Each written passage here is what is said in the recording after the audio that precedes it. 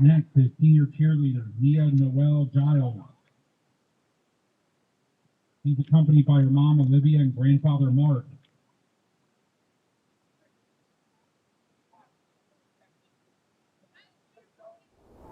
Next is senior cheerleader Isabella Grace Gonzalez, accompanied by her mom Grace and grandfather.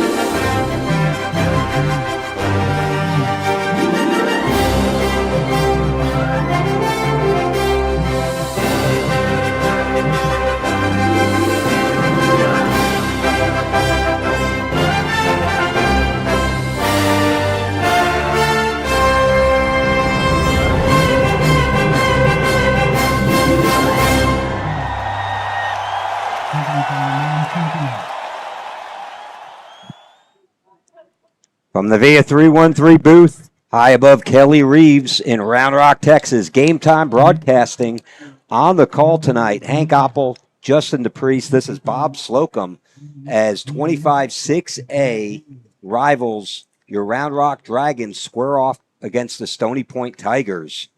The Stony Point Tigers come in here really struggling quite a bit this season. 3-6 mark, 1-6 on the district.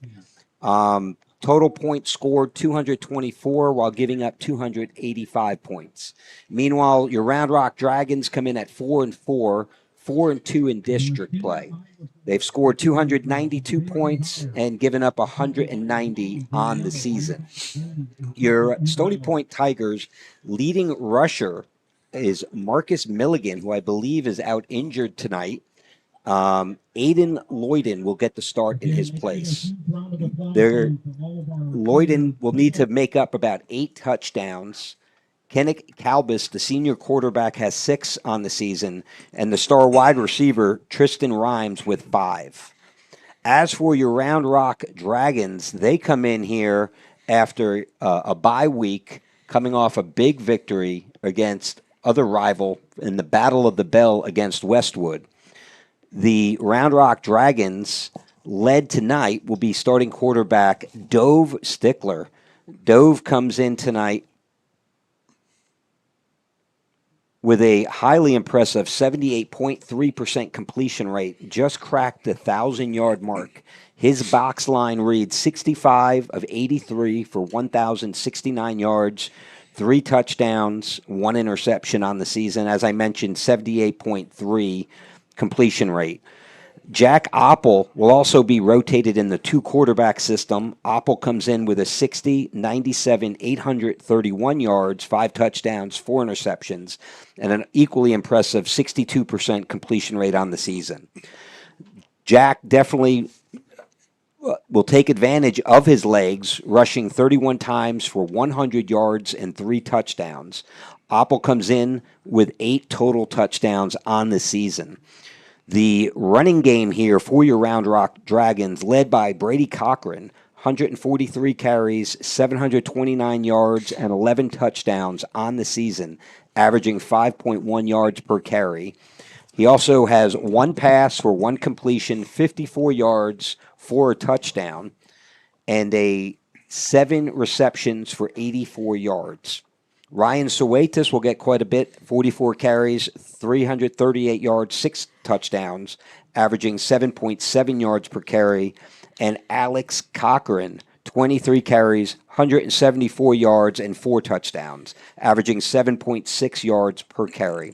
From a wide receiver standpoint, it is really a 2-headed race here between the junior Dylan Yeager and Daniel Berry. Yeager comes in 46 receptions, 764 yards, and 7 touchdowns. Meanwhile, Daniel Berry comes in 42 receptions, 744, and 7 touchdowns.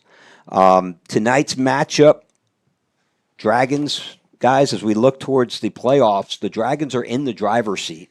Tonight, coming off the bye week, Dragons obviously play Stony Point. Next week, at home, final game of the season will be Vandergrift at the Round Rock Dragons.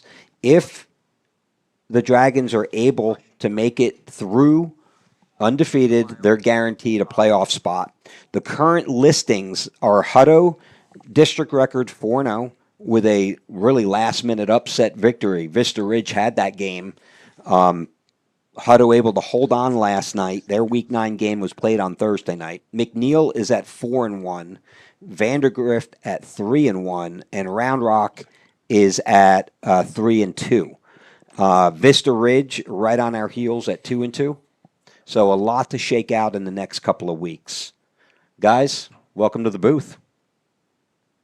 Good to be here. We took a week off. Ready to see the Dragons play some football again. Ready to see how they have prepared for the Stony Point team. The Stony Point team is fighting for every win they can. I don't know if they're going to be playoff eligible regardless of what they do, but I think my brother told me that this is their last game. I think it is. They have a bye week. So they're trying to, number one, this is a rivalry. They're trying to knock us out of the playoff race, and two, just win your last game. It's senior night for these guys. I expect to see a lot of fight out of these Stony Point guys. Yeah, and if you can't win, speaking from Stony Point, I mean, they'd love to play spoiler tonight on us. Big rivalry here, just right across town. I think another school in Round Rock, as it's continuing to grow, that's less than 5 miles apart. A lot of these kids play all these different club sports together. They know a lot of folks on the other sideline. And if nothing else, this is kind of a grudge match, and it would be good. Speaking of offensive, I would like to mention, one thing that I love what we're doing right now is the 2-quarterback system we saw last game kept the other. It just keeps the other team on their heels. A lot of times when you're doing defensive strategies, and Hank, this, you study the quarterback, you kind of try to figure out kind of what his tendencies are. Is he a pocket passer? Does he like to roll out? Does he like to run option? All these different things. Well, in a second, we run in a different quarterback, and even though Jack is really known for his legs, he's got a 62% completion percentage. Mm-hmm. I mean, the kid is a danger on both sides, so it's really interesting to see how they're going to be able to adjust and how Round Rock continues to round out this offensive attack.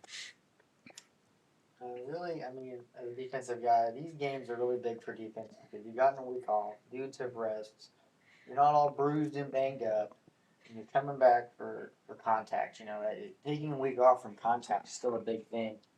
And so this Round Rock defense has had their struggles. They've been playing really well. I think in district we've allowed 90-some points compared to people giving up 200-something in this district, which is, I think the only one lower than us is Vandergrift. So they're playing really well in district, but take that week off, and I have great faith in Coach Moore and Coach Reisner to keep them locked in and to keep them on the mission, which is win every snap and win every game. Absolutely. And like you said, Bob, we have this game, and then we have Vandergrift coming up. Really, you have to win out. That's really what we've got to do in order to really secure a spot. Yeah, they're in the driver's seat. Let's take a listen to Coach's interview from this week, and we'll be back after that. All righty, Bob Slocum with Game Time Broadcasting here with Coach Moore. Week 9, we're on the Stony Point, coming off a bye week. Yeah. So let's go back a little bit. It seems like forever ago. Westwood, right? What were the key takeaways? One of the things that stood out to me defensively, Norrell, the wide receiver, only 2 receptions, 22 yards. Yeah. What's working, what's clicking, and then what's your overall takeaways from that Westwood game? Well, yeah, I think a lot of the reason why he probably wasn't getting the balls is probably, our secondary did a phenomenal job defending him, but, it all starts with the pressure you put on the quarterback, Mm-hmm. So like I said in the past, we really take pride in pressuring the quarterback and getting after the quarterback. So that's one. But then, like I said, our secondary did a really good job of just knowing, being aware where 4 was. So that was good. Another thing defensively was we knew we needed to stop the run. Since Coach Ward over at Westwood has taken over, their philosophy and what they do offensively is a little bit different than in the past, where it's straight air raid, and now it's more of a run first type offense. And so we had to do a really good job of defending the run because this what they do is done pretty well. And so a lot of it was winning your one-on-one matchups up front, make sure you stay gap sound, and then fit the run correctly. And so we had to make a couple of adjustments after one of their scoring drives, or the scoring drive they did have. We had to make a couple of adjustments after that. But the biggest thing was just trying to be physical up front and make sure we fit our gaps correctly. Awesome. So then you hit a bye week, right? So Yeah. great response, right? Tough loss to Hutto, great response once again, Mhm. and then kind of momentum breaks a little bit. Mhm. Take me through the bye week from first and foremost to coaches. What Yeah. changes? What's different than the grind of game to game to game? Yeah, to yeah. game, everything? So, well, first and foremost, like I want to make sure that I give the guys, the coaches, an opportunity to be able to have a weekend with their family. So usually the weekend after the game, like so after Westwood, then the guys got to have Saturday and Sunday off. And when we come back on Monday, and what's weird is this last year we had Monday off also, so we actually had a 3-day weekend. All that is to kind of do something with your family, be able to rest, be able to kind of recuperate some, but also for the kids too, right? Mm-hmm. But my philosophy as far as an off week goes, like I hate the term off week because like we're not taking off. Like Mhm. we actually press more. I wouldn't say in practice, but we get in the weight room and like we do pretty much like off season workouts. Like we get after them pretty good because I think that there's some times where you're kind of banged up and you don't get as good of workouts as you would in the weight room. So I really like get in there. Let's get some heavy squats in. Let's make sure that we're getting plenty of reps on our core lifts, and we're gonna get out there. We're gonna run some. We're gonna get some sprints in us. We're gonna do some change of direction. Like we're gonna do some things that not only is gonna help us heal some, but at the same time, like they get winded fast because they're in football shape. They're not necessarily in off season shape, right? Because Mhm. it's the same thing as being in off season shape and being in football shape. It's still a lot different. We practiced Tuesday, Wednesday, and Thursday. We did 2 morning practices. And really what it is for me, as far as I say my philosophy, it's not my philosophy at all, but what I have taken away from other programs and things that we did when I was, in the college level and stuff is it's all about, going back to fundamentals, going back to basics, like what are the nuts and bolts of what we believe in offensively, defensively, and special teams. And we just go back and we kind of revisit that, and we try to like really polish it up and make sure we go back to our foundation with all of our groups, all of our levels. And if we're talking about the older group, like the varsity, the JV Maroon team, there's a huge emphasis on getting all eyes on coaching the young guys. So we have it's almost more of a sophomore junior practice because the seniors got a lot of time. Those guys need to rest some, right? Mhm. Just kind of get off the banging a little bit, but it's like a sophomore junior practice to where you kind of intermix some JV guys, and then you kind of see what like the future of the like next year's varsity would look like, right? And so that's my thought process going into that, and then going into like Friday. We go scout. We go watch the next 2 opponents. We split the staff up in half, and some will go here, some will go there. Just get eyes on our next opponents and just see kind of some things you can't necessarily see on film. But our kids, like on Friday, it's all about getting back in the weight room. There's no practice. The only thing I did do by pulling the footballs out was our receivers needed to get touches. That's it. Like we just need to get the ball out, get some touches, that kind of thing. And then the kids don't have anything over the weekend, but the coaches come in on Sunday. And that's when we start make sure we have the game plan. Now, within all that, though, like each day, we're kind of like chipping away at study points, game plan, right? Mhm. And so all the data stuff I've talked about in the past over the weekend work, all the data and all the stuff and then ideas and having some time to brainstorm and getting all that. So Sunday's a little bit more lateral load than it usually is, like on a week to week type format, right? And so, we come in on Sunday, make sure we're good as far as logistics go, as far as, who needs to be where, uniform, all that kind of stuff. And then game plans in, and then ready to roll for Monday morning practice. Does that, having that extra week, does that make it easier for less of a turn for you coming into this week? Because, I've seen your schedule. I've seen the attention to detail. Every second is allocated. Does it, being able to stretch it out and build that plan the week before? Is this why so many coaches come out, or teams come out and play so much better off a bye week? Well, a lot of the times too, like, it's a time for guys to get healthy. It's a time for guys to work on academics, and it's kind of it's like a little breath of fresh air, during that week for some, but like for some others, like it's pretty hard on them because, they're not necessarily in that off season shape like I talked about, right? So they don't necessarily get a break, right? Yep.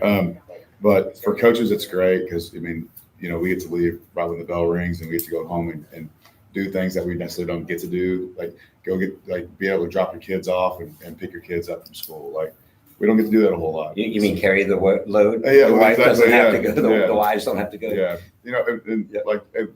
all of our coaches are so willing to do that. Like they want to go do those things and help the wife out because we don't necessarily get to do that a whole lot during the season.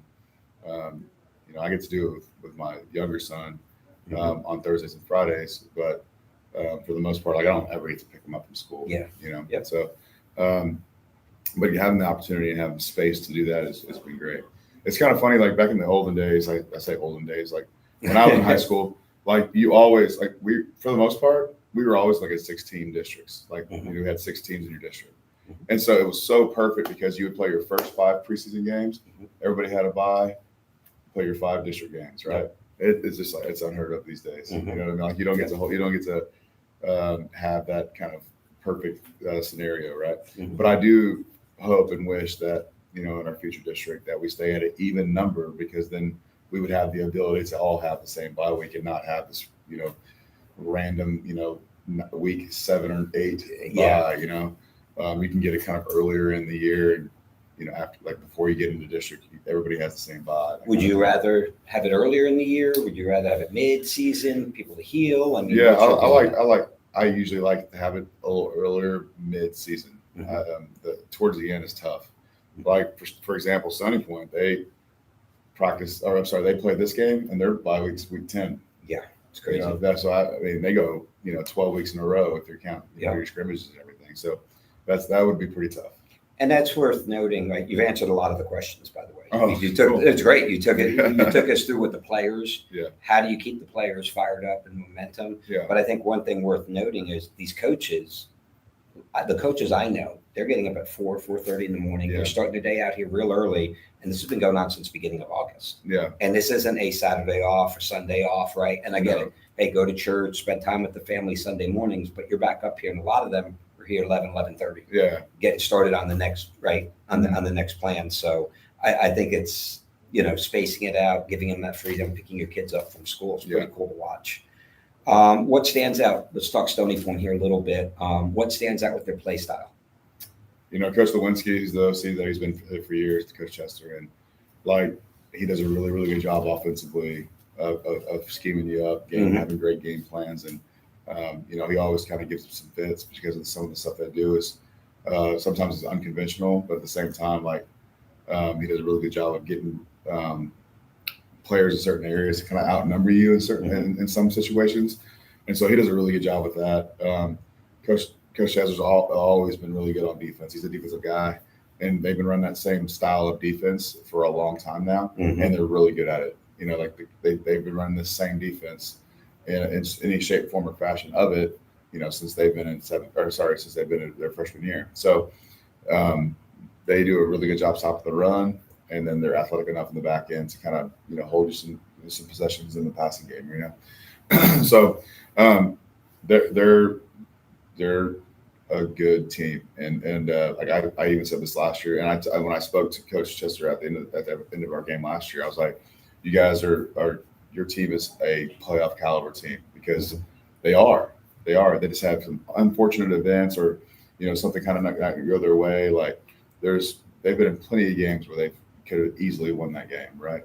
And so we try to reiterate that to our kids, like, hey, understand, like these guys have been in close games, and we've got to make sure that we're taking each day at a time, and we're putting this game plan together the correct.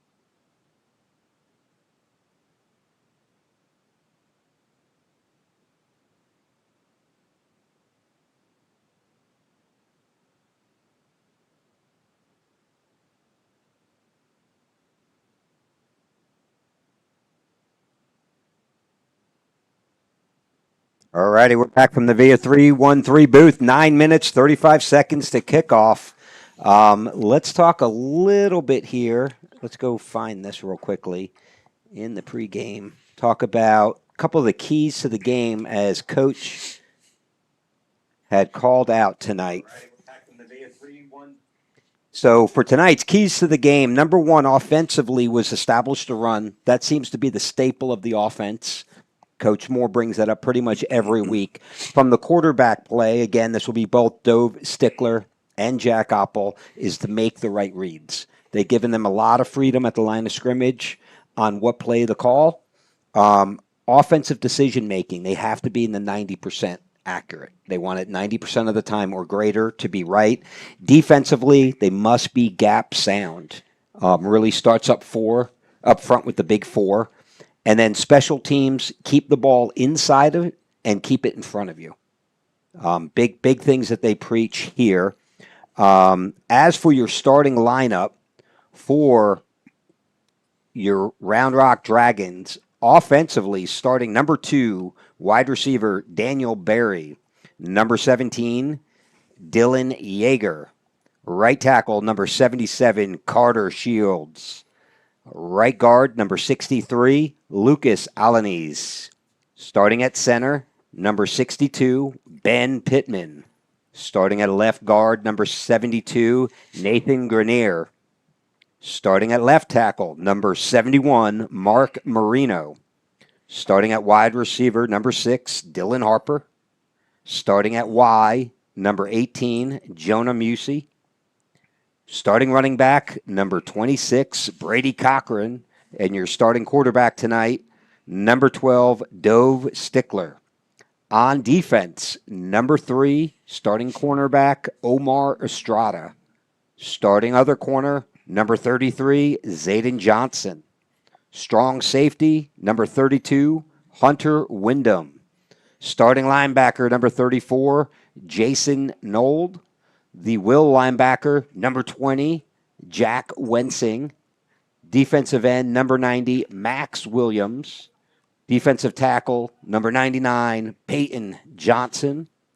Starting nose tackle, number 95, Zahid Lyons.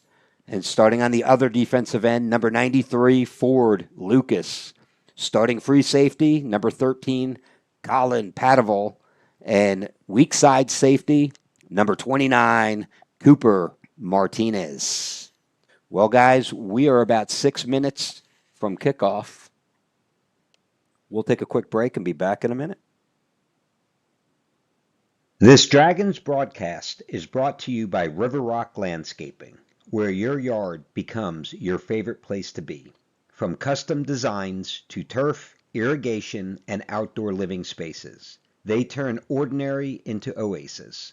Locally owned, proudly Round Rock.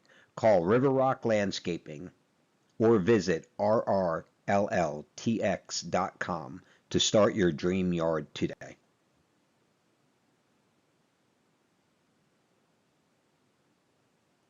Alrighty, we're back.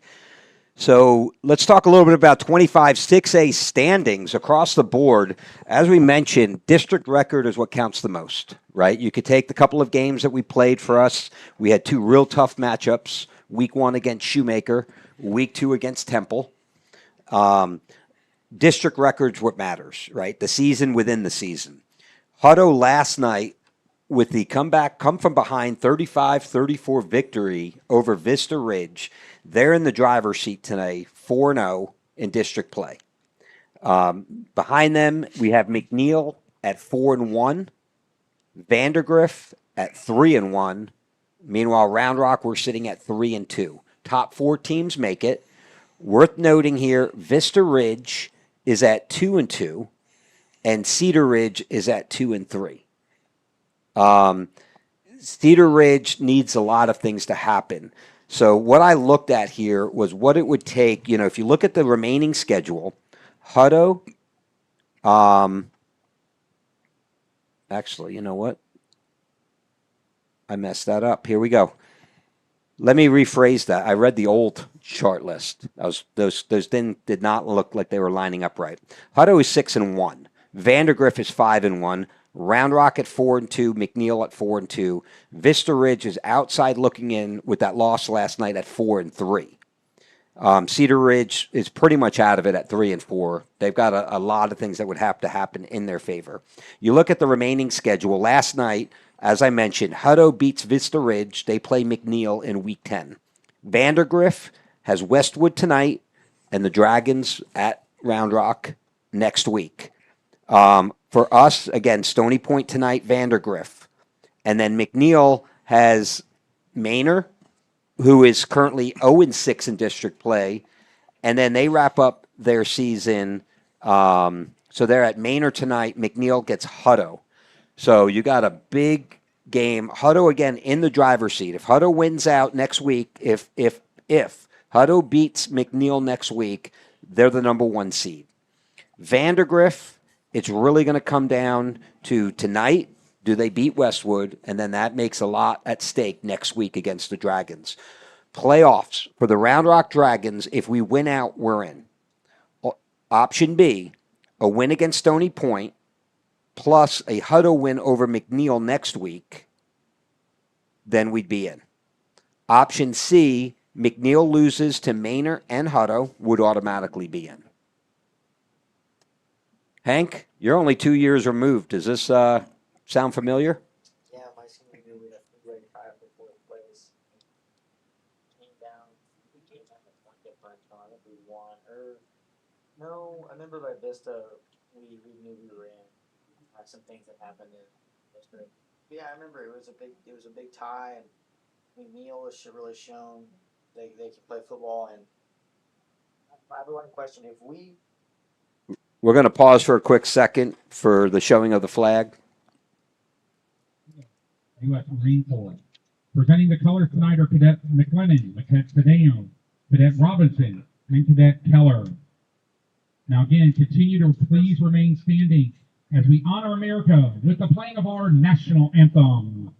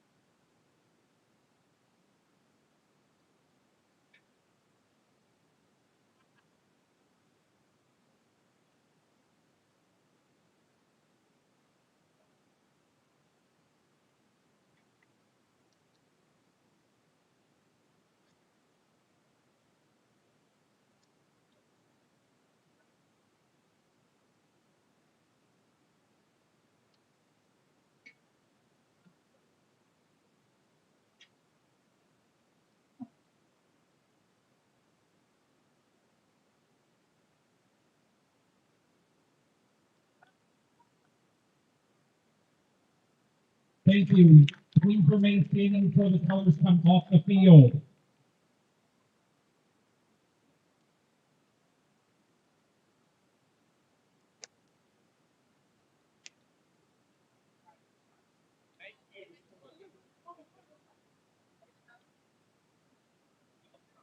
Thank you. All righty, 46 seconds from kickoff.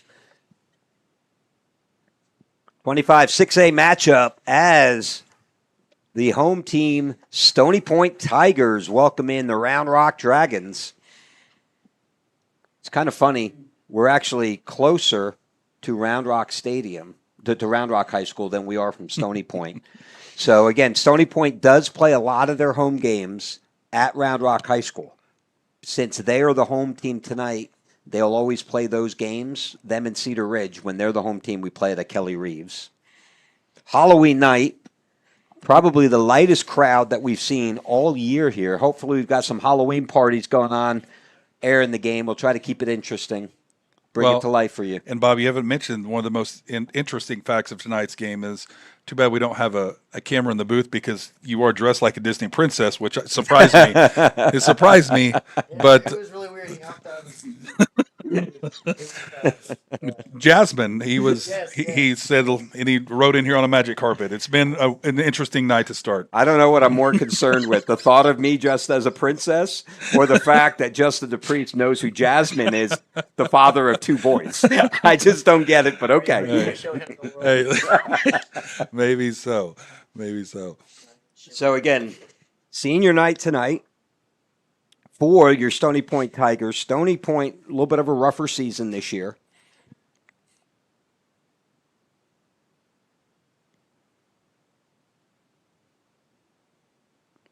Round Rock won the toss. They're gonna go ahead. Defer it. Yeah, defer it. So again, I mean, Coach Moore tells us every week, establish the run. That's one of the first things that they want to do.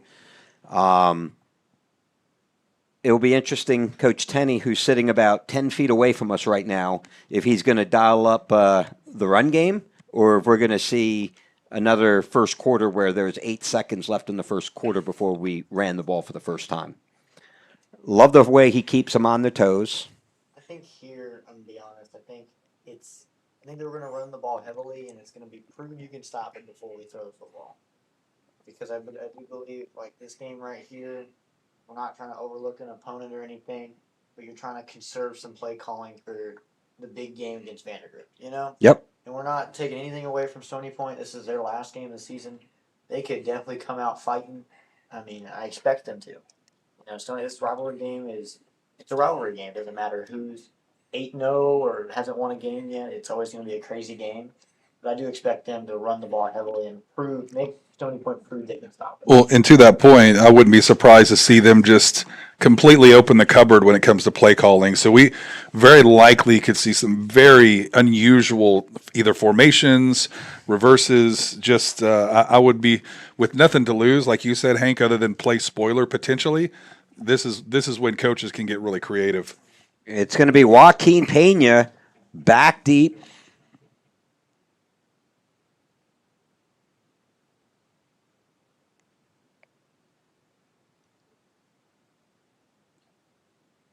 And we're off. That ball will be kicked out of the back of the end zone for a touchback. And we'll start this action in a moment. From delivery day to every stage of womanhood, Dr. Marco Uribe is here for it all. Born in Laredo, trained at Yale, and trusted in Austin for over 20 years. Whether it's hormone therapy, surgery, or compassionate care, Dr. Uribe delivers more than medicine. He delivers confidence.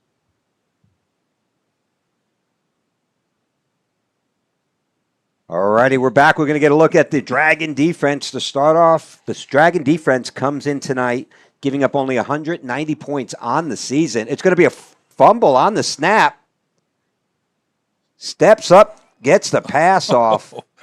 Wow, that could have been an absolute disaster. Hats off, quarterback number 9 for Stony Point, who was able to salvage something out of absolutely nothing. Which is interesting. Mason Troyer getting the start at quarterback.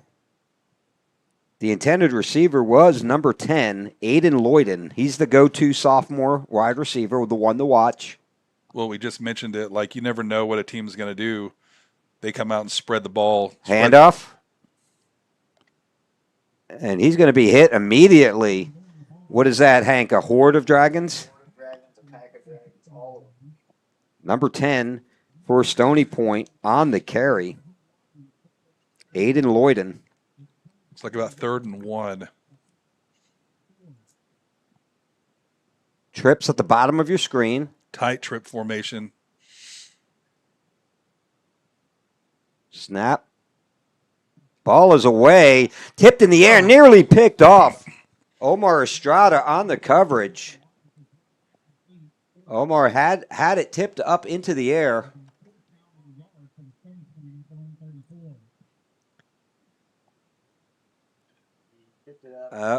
Straight up in the air. 4th and 1 here. I was a little bit surprised to see them punt, and I know it's early in the game. Jason Nold was right there. Couldn't get through him. You kind of see Estrada was kind of between him and where the deflected ball had gone. We're going to get our first look.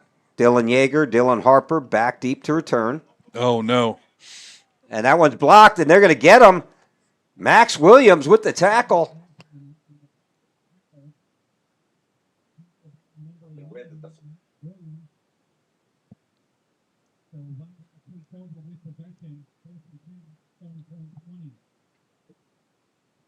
They can't hear me at all. Oh, they can't hear you? You're in the third spot. We might have to kill the. Hold on.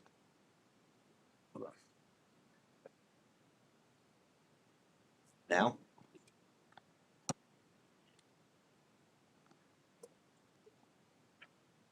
All right. If we need to, we can move you to the fourth and take out the.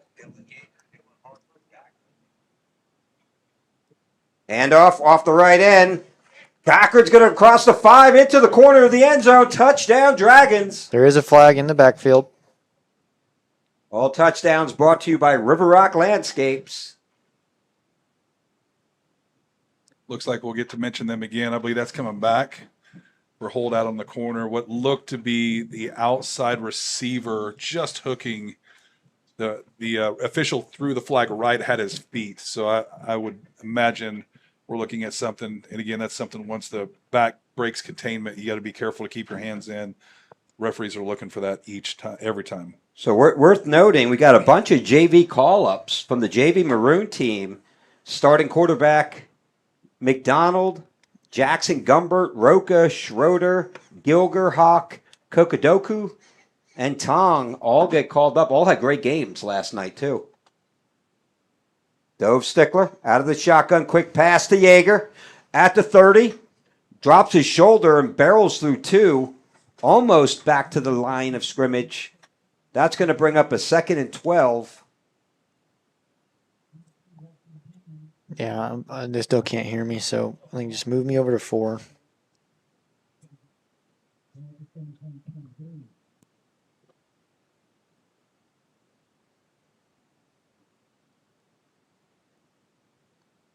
All right. See if they can hear me now. Be nice. Handoff up the middle. And that's going to be Ryan. Brady Cochran on the carry. That he is able to pick up 2, gets him back to the original line of scrimmage to bring up a 3rd down and 10. Ball's marked at the 21. That'll make it a 3rd and 11 for the Dragons. Daniel Berry on the top of your screen, worth watching. Carson Griffin in motion. Quick pass out to Berry, makes the catch, and he's hit quickly. And they're going to be all over that screen. Yeah, that happened really fast. Joaquin Pena in on the tackle.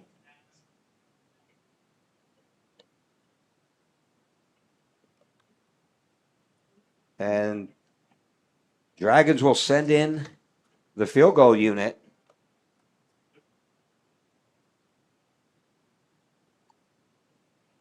Santiago Irizarry.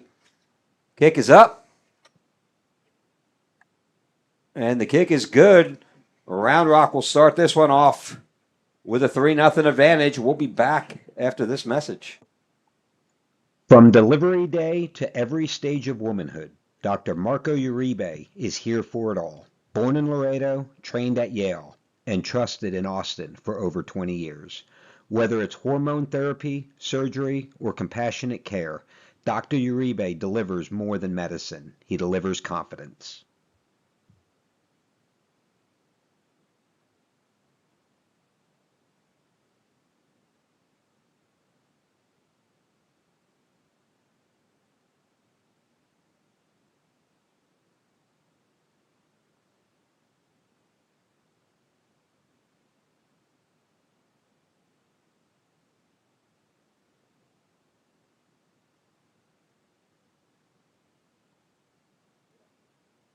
All righty, we're back here. 8:43 left to play in the first quarter. Round Rock Dragons leading this one 3-0. This is Game Time Broadcasting. Hank Oppel, Justin DePriest, and Bob Slocum on the call tonight. Halloween night. Dragon sideline starting to fill up a little bit. Here's Ari with the. That one's going to be fielded at the goal line. 83 looking for the middle of the field. He's got an opening.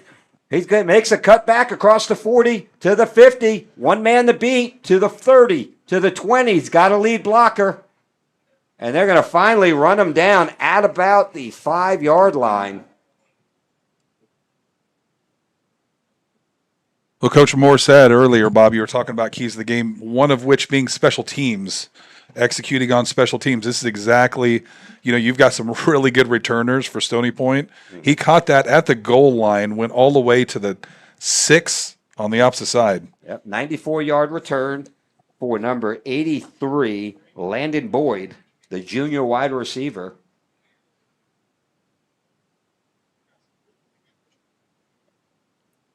So you do have number 9 in at quarterback, Mason Troyer. Curious to see how this defense stands up right here at first.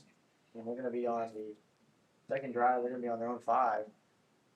Handoff, under pressure, and they're going to close that great open field tackle. Cooper Martinez with the open field tackle. Well, that's just defensive discipline. That's what you call backside pursuit, like not giving up on a play just because it's not coming your way, coming back and totally the Dragon defense totally jammed up this right side. He had nowhere to go, turned around, ended up with a loss of 5 or 6. 8-yard loss on the play. I didn't know if it was 6 or 7, Bob. 6, 7. Stop. Back to pass, Troyer. Steps up.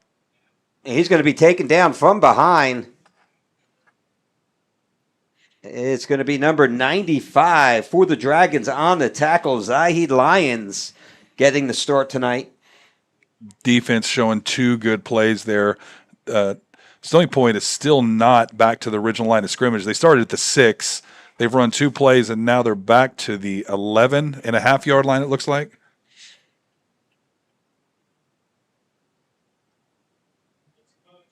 Still 3rd and goal.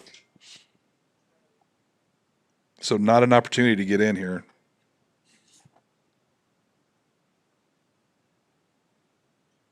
Oh, Wildcat. There you go on the reverse. Number 1 with the pass is wide open. Wow. Wow, he just missed him. Good old Philly special. Just straight up missed him. Wow. That, Dragons dodged a bullet there for the Stony Point Tigers to go up in this game.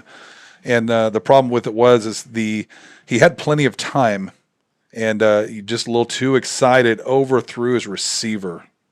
Interesting thing, the intended receiver, number 5, is Kenny Kolbus, the starting quarterback, according to the depth chart I got. Now the referees are congregating about something. There is a flag on the field. Maybe an illegal motion, illegal. Let's take a look here. Sideline warning. It's going to be a sideline warning On a round. against the Round Rock. They're going to set up for a field goal. Now, I don't know what they changed on the rules. I do know the way that rule used to be written is that we were allowed to give a sideline warning, and we did that to kind of establish to keep people 3 yards off the field. So the guys on the wing, the officials on the wing, have a way to run up and down the sidelines. So it's not necessarily a penalty for that. The kick is up. Kick is good. Number 42 for your Stony Point Tigers on the extra point. We'll be back in a moment. This Dragons broadcast is brought to you by River Rock Landscaping, where your yard becomes your favorite place to be. From custom designs to turf, irrigation, and outdoor living spaces, they turn ordinary into oasis. Locally owned, proudly Round Rock. Call River Rock Landscaping or visit rrlltx.com to start your dream yard today.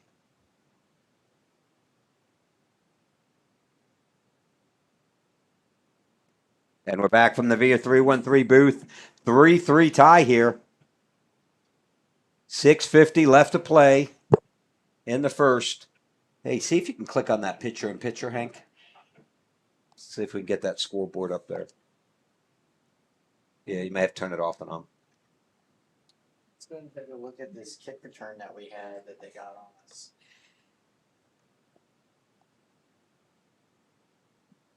So he's gonna go and I mean just a really few good cuts and a few missed tackles by the Dragons gonna put them all the way down. Luckily the Dragons will bend and not break and they're gonna grab only 3 points there, but that was a big scare for the Dragons. It'll be Tyler White, number 42, set to kick. The Dillon brothers, Dylan Harper, Dylan Yeager back deep to return. He's gonna pooch kick it. That one's going to be fair caught by Daniel Berry at the 38-yard line. It'll be 1st and 10. So, want to encourage you, It's a Wonderful Life, the Dragons Theater, putting on a play. Tickets are available for tomorrow night, the final show of It's a Wonderful Life. And a special shout out to James Gumbert, really instrumental in us getting this broadcast up and running. His daughter getting to a part in that play. So again, It's a Wonderful Life, part of the Dragons Theater. Tomorrow night's the final showing. Handoff goes Cochran. Hit at the line of scrimmage. Probably gonna get 2, 3 They're, there. they're going to give him 2, give him to the 40. That'll bring up a 2nd down and 8. That's one of the first times I've seen any of the Cochran boys kind of stop. That was a hard hit, met him right in the hole, stood him up at 2 yards in, and actually didn't relent any more yards. So good stop here for Stony Point. See what the Dragons do on 2nd and long.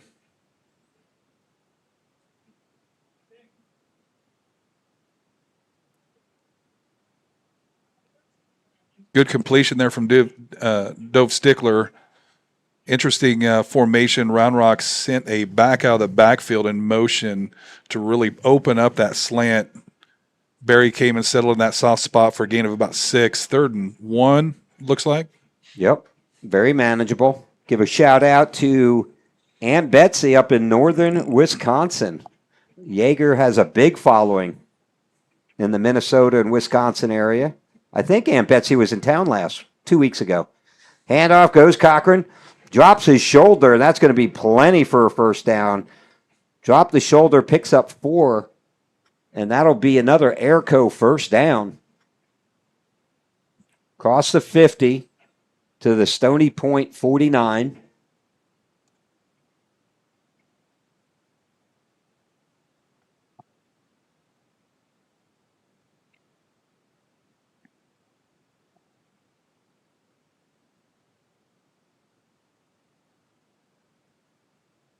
Handoff goes Cochran again. Slices his way forward.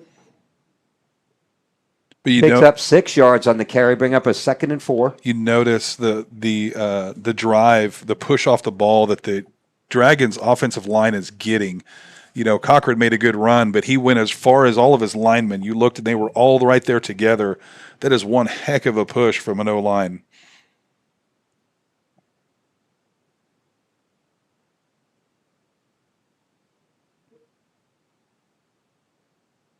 Handoff goes Yeager around the right end. He's going to drop his shoulder and barrel ahead for another Airco 1st down. It's really interesting how they use Yeager.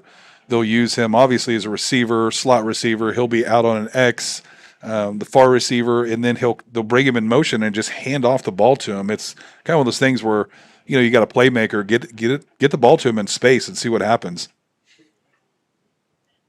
Once again, with Yeager in the backfield, Daniel Berry, the other top receiver. They're almost neck and neck stats-wise, too. Yeager in motion. Play action. Quick. Good catch by, was that Carson Griffin.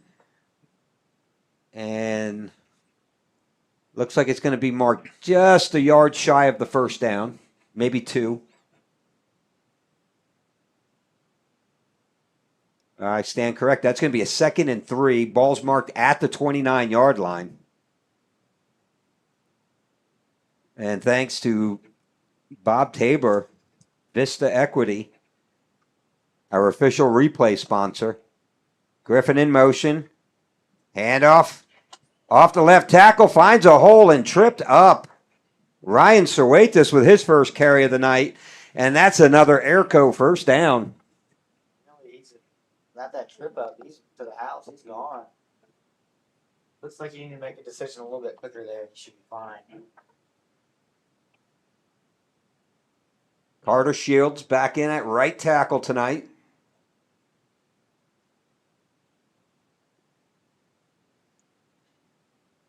Play action. Ball is up. Corner of What the a end catch. zone. And holy cow. Up and over. Daniel Berry with the touchdown catch. And we will absolutely be showing this replay.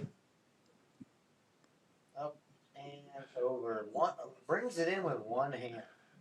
Look at this. Oh, what a catch. That's beautiful. One throw, one catch. Doesn't even hit the ground. There's two things happening there. One, just throwing the ball where only your receiver can get it. If he misses this ball, it's out of the back of the end zone, no question. And secondly, what an athletic play to go up and get that ball. Kick is up. The kick is good. And your Round Rock Dragons jump out to a 10-3 lead here.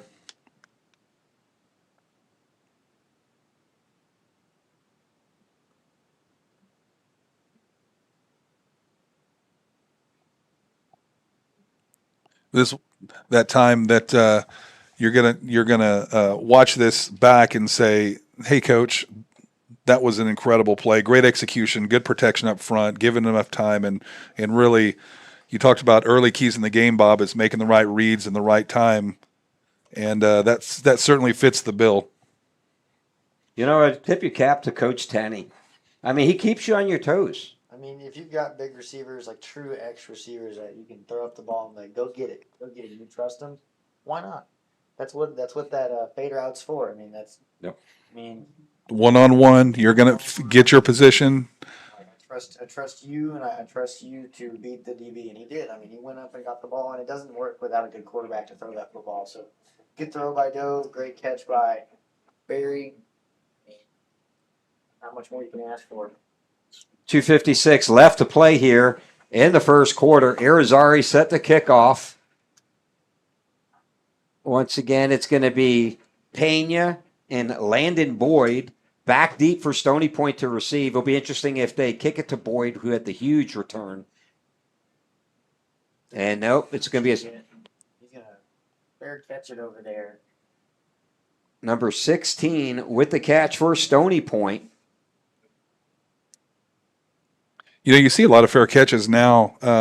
Didn't when I was playing football, Bob, and probably certainly not when you were playing football because it was way before me. But you know, it's interesting. You fair catch within the 25, you get it pushed out the 25. And if you fair catch it outside the 25, meaning closer to the middle of the field, wherever you, just like a punt, wherever you wave your arm, that's where you're going to get it. So they're almost rewarded for doing that in some ways.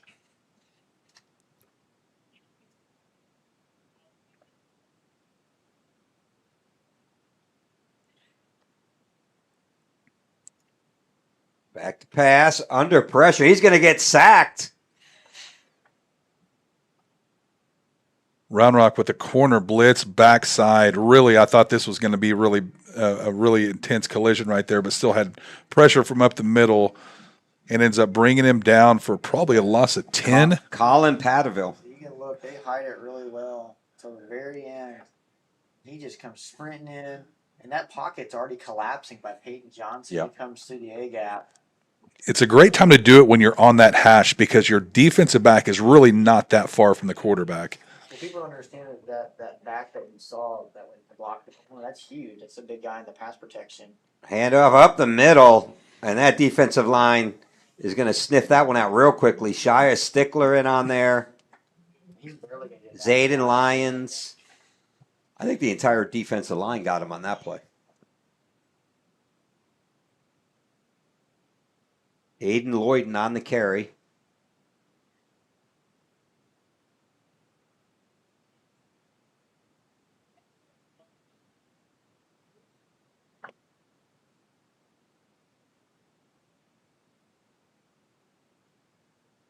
Troyer back to pass. Ball is up. That's going to be, should have been picked off. Wow. Colton Shane had the interception in and out of his hand. I'm gonna take a look at this one real quick.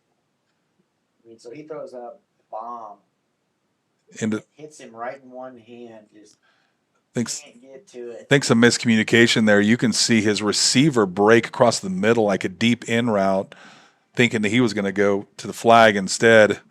Almost resulted in a pick six for the Dragons. You know, and interesting, if you look at the stats across the board, interceptions are way down in high school football. Kick is up. That's going to be Dylan Yeager. He's going to field it. Juke's the first guy. He's going to run through three more before they're finally going to stop him. Well, I'll tell you one thing that you don't like to see this late in the season, especially for Stony Point, is I don't know how many snaps have been off center. Like that one, the punter, if he wasn't an athlete, that was going out of the back of the end zone. There's been the first play of the game was a bad snap, and then early on their other punt, it was a bad snap. This is week what? Week 9. Week 9. Week 10? Yeah, something you wouldn't think you'd have to struggle with at Stuff this. that you got to figure out within the first 3 or 4 weeks, and it's not the case. 118 left to play here. Round Rock back on offense, moving right to left in their maroon pants, white jerseys, white helmets.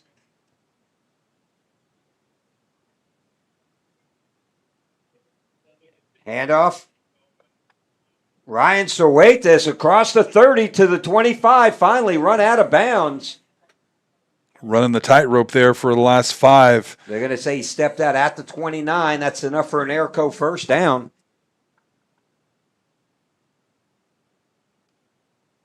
Yeah, let's see where he stepped out. That is a pretty good spot. That field judge is right on it. Watch his left foot. Yep. Right on the 29. Yep.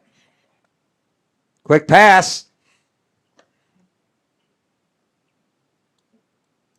And no surprise there. Once again, Daniel Berry with the catch and another Airco first down.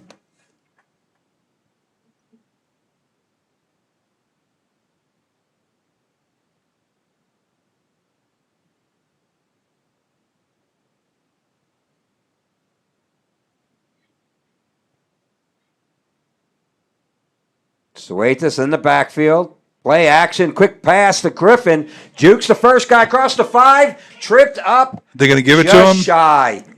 They're going to call him down on the Ooh. 1. I think it's a good call. What a play and what effort. That's the kind of effort you want to see from your receivers. Let's take a look. Let's see if he makes it in or not. You got his hip down. Good call. Good call. That's before. Handoff. Oh, he's hit at the line, not able to get in. He is in. Oh, He he is spun and right up the middle, just continuing to keep his legs churning. What I call the human bowling ball. Ryan Serwatis with the Dragon touchdown. Oh, what a move. Great spin move. He was hit a yard in the backfield, spins out of it.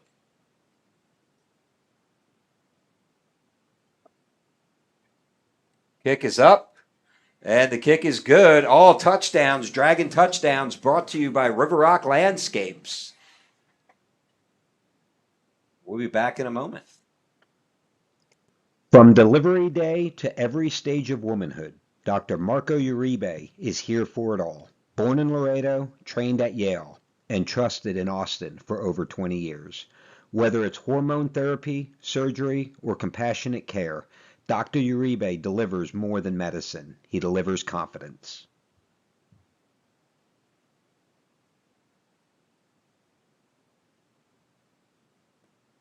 So we got some Halloween people up there in the 6-7 costume. I didn't realize numbers could be a costume. I love it. I like it. Well, I've seen thing 1 and thing 2, but that's old, Bob. That's Dr. Seuss. Hopefully their parents and their child is number 67. They're not actually playing the 6-7. Oh no, I'm afraid they probably Yeah. are. God bless them. I love it. I just hope they walk in order all night. If not, no one knows what 76 is. Yeah, hopefully. Hopefully.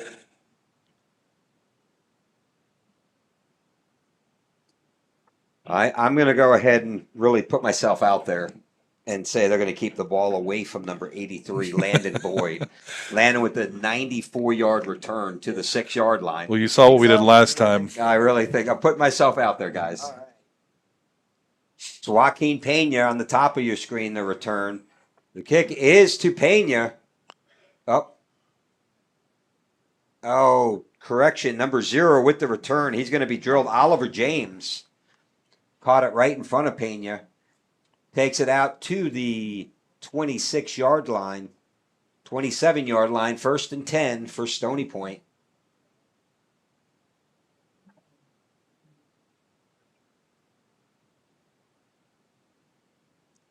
So once again, tomorrow night's the last night. It's the Dragons Theater presentation of It's a Wonderful Life. Still tickets available. You're getting score updates. There's really not many scores to update here. Harker Heights over Shoemaker right now, 7-0. Speed reverse. Oh, and he's got the sideline across the 50. Finally chopped down. Hank, we talked about this earlier. This is one of those times when you're just going to start emptying plays out of the playbook. That's actually a pass because it's forward. If he would have dropped it, it would have been incomplete. But instead, he took it all the way down the sideline, all the way down to the 42.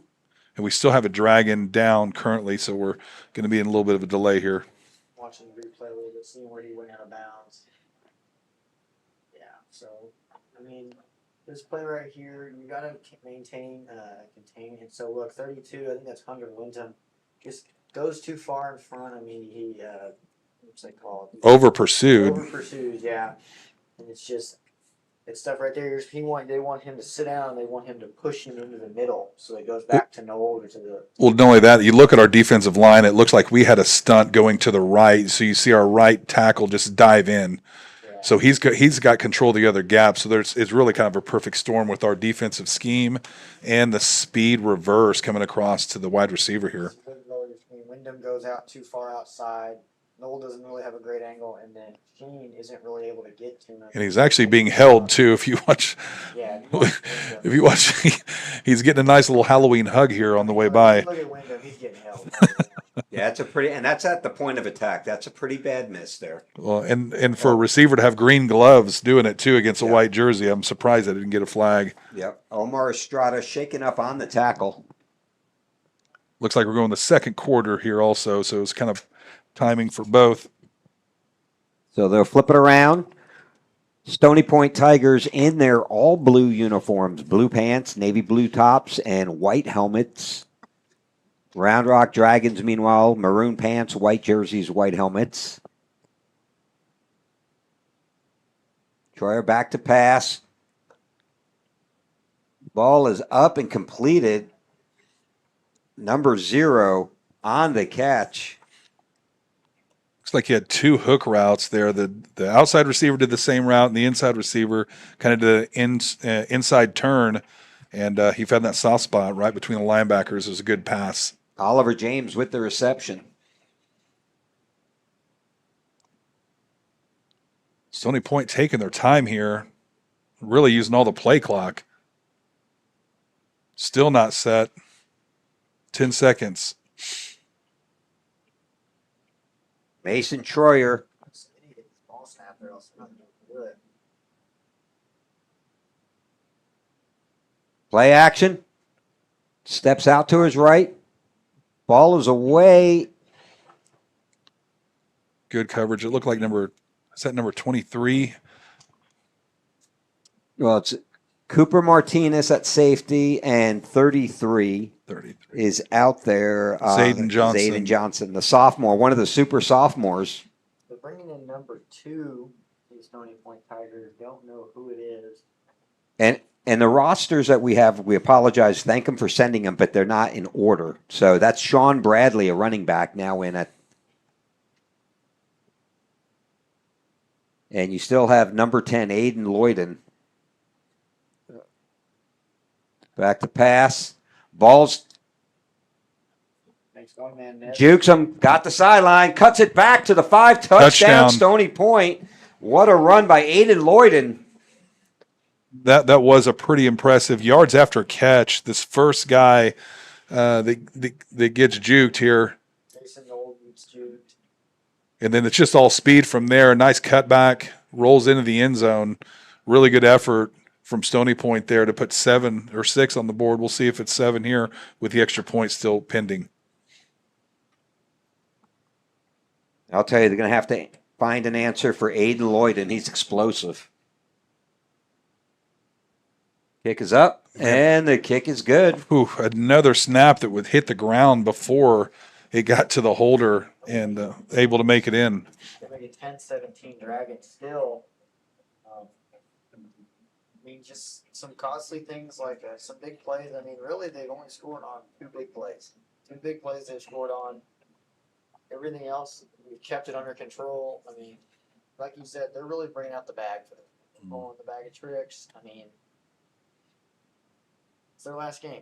They're trying to win this one. It's a rivalry against Round Rock. Senior night, it's last game, it's all the things. I'm sure it'd make it just that much sweeter to try and really hinder our playoff chances if it were them. So. Well, yeah, that's what you do, right? If your season's over, play spoiler, go down fighting. Right. Leave it all on the field. And remember, 10% of these kids play together at Walsh, right? There's that Walsh is that one middle school my kids went to. 10% of them feed into Stony Point. So they know each other. I think, Justin, you said it in pregame. They play summer travel baseball and different football, 7-on-7, against or with each other their whole lives.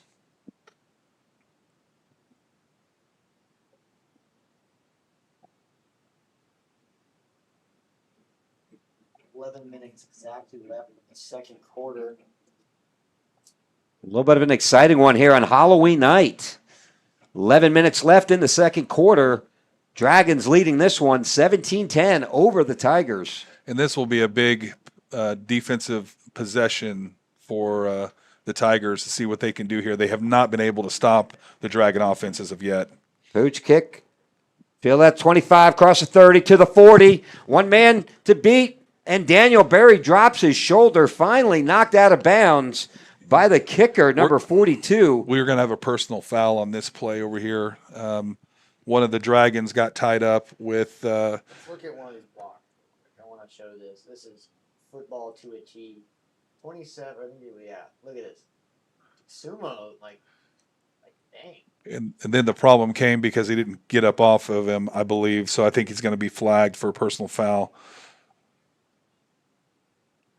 Yeah, they wouldn't call. Oh, they're called holding. Holding, yeah, because I think you can't. Yeah, because he went to the ground with him. You can't go to the ground with him. I think. Yeah. That's the whole thing. He definitely, yeah, it's a spot of the foul, so they're going to take 10 from where it happened, which is right on the 30. So instead of that long return for the Dragons, we're going to be stuck back at the 20.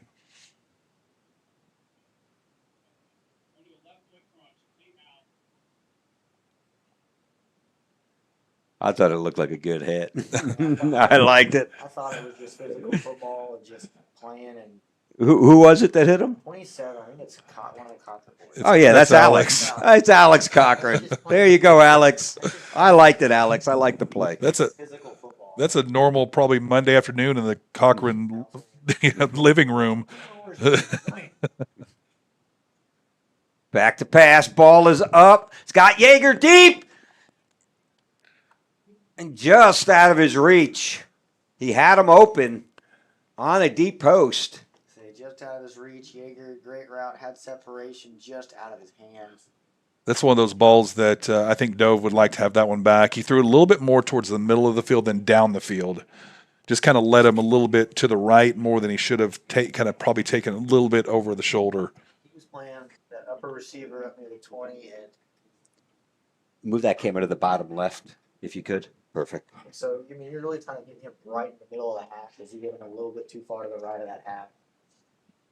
Sometimes you don't get it all the time. Handoff Cochran, looking for a seam. Able to dance his way forward. Looks like about 3rd and 3 left for the Dragons here. From the 27-yard line. 30-yard line is the line to gain for the first down.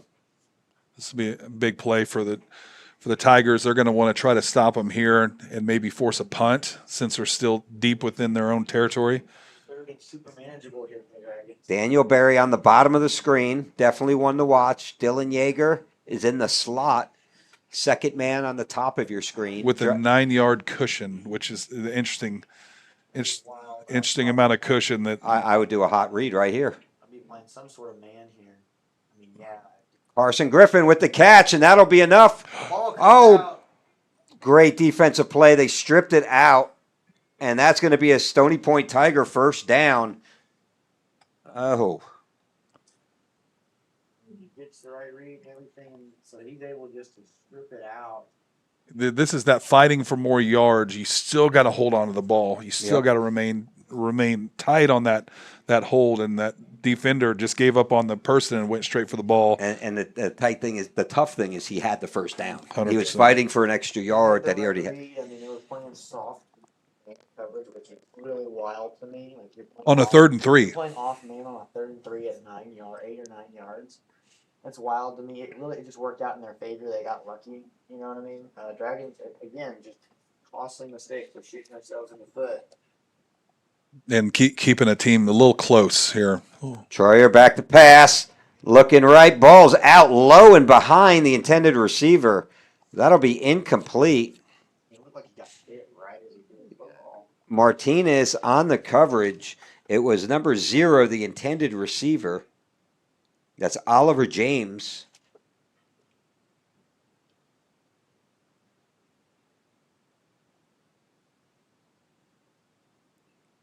Second and 10 for Stony Point.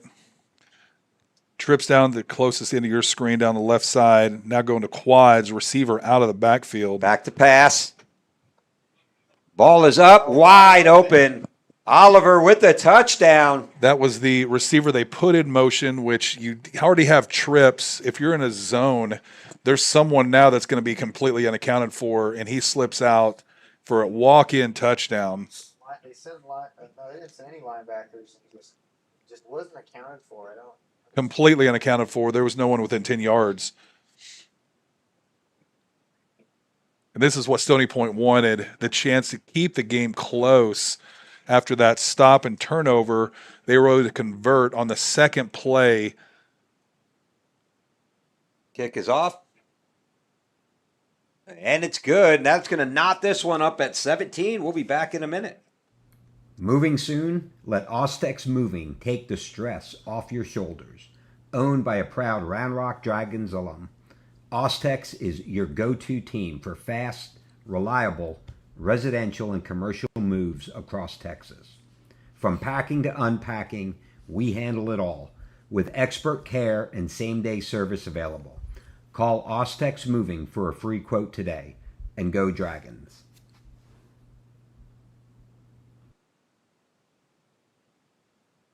So as Hank Oppel calls out in the booth, in about a minute and 20-second window, Stony Point puts up 2 unanswered touchdowns. Turnovers, fumbles, touchdowns. That's just not complimentary football at its finest at all. It's not what we expect from the Dragons. I definitely expect the coaches to really try to get them to figure it out. Like this is we get it. We've been off for a week. We're a little sluggish, but you got to play. Well, and also our first 2 scores came up pretty easy. So it's easy to look at that as a player and kind of take your foot off the gas. This is not a time to take your foot off the gas. You better step back on it, or the Tigers are coming in to play spoiler. That's going to be another short kick. Fielded at the 26, cross the 30, cross the 40. Still on his feet, all the way up to the 49-yard line, 48-yard line. And it's Carson Griffin with the return. Sets the Dragon offense up nicely onto the Stony Point 49-yard line. Short side of the 50. Yeah, and that's another pooch kick that didn't work out the way. Usually when you do a pooch kick, you're really trying to count on them calling a fair catch. You put it in around the 25. That's where they would get it anyway. But it's been a little bit hot. It's coming off, not as high. The defenders aren't there to force the fair catch, and the Dragons took full advantage of that. Now, I think you said it too, right? When we're looking at this game, you're coming off a bye week. Stony Point's on a down year. You don't take them. Maybe this little smack in the face, 2 unanswered touchdowns will wake you up. Dragons emptying in the backfield. Yeager in motion. Oppel's going to keep it and trips, loses his footing. He held And on he's to going to it. lose 2 yards. He opted to keep it. He did have a seam. The other team just tripped He over tripped himself. up. The carpet monster got him. Well, I think it looked like the seam opened a little bit late. It was closed. He was going with handoff, which you're right in your receiver or your running back. That's what you do as a quarterback in an option. Gives you a little extra time.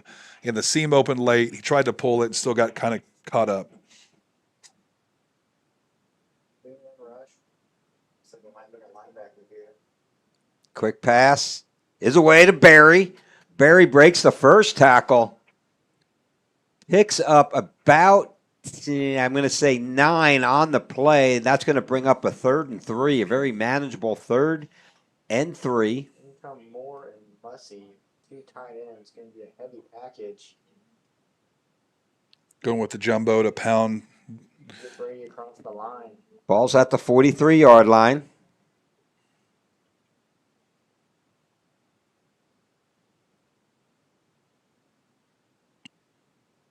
Handoff goes Cochran. He's got lead blockers. Oh, he's going to get a first down and more. Finally run out of bounds at about the 31-yard line.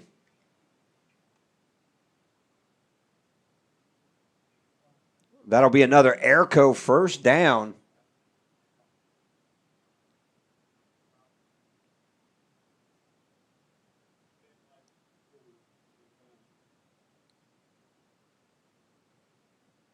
Same package.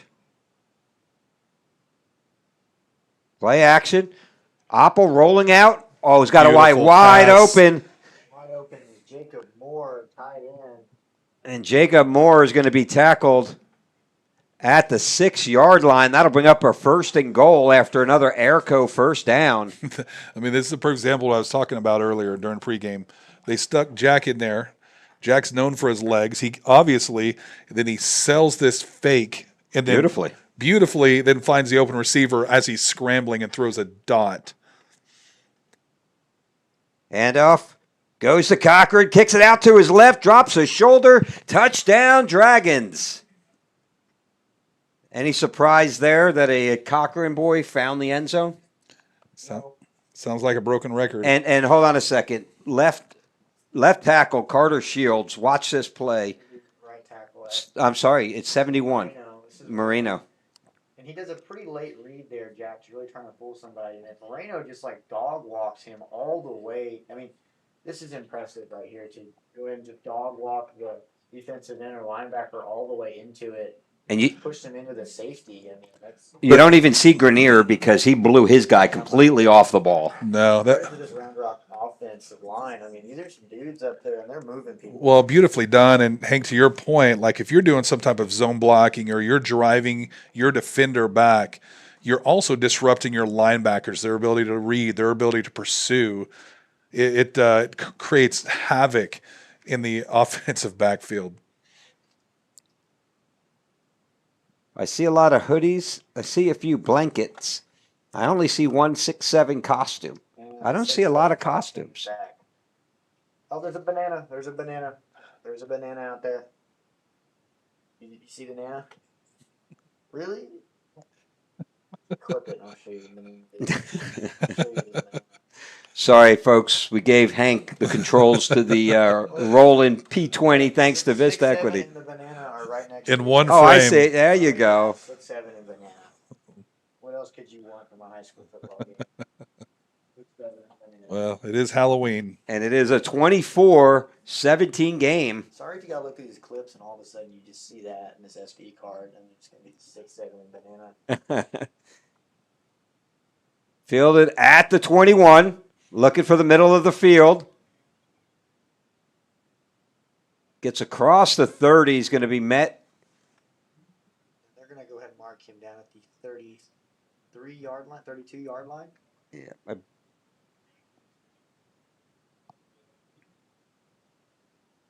First and 10, Stony Point, 7:29 left here. And Dragons come back with a quick answer offensively.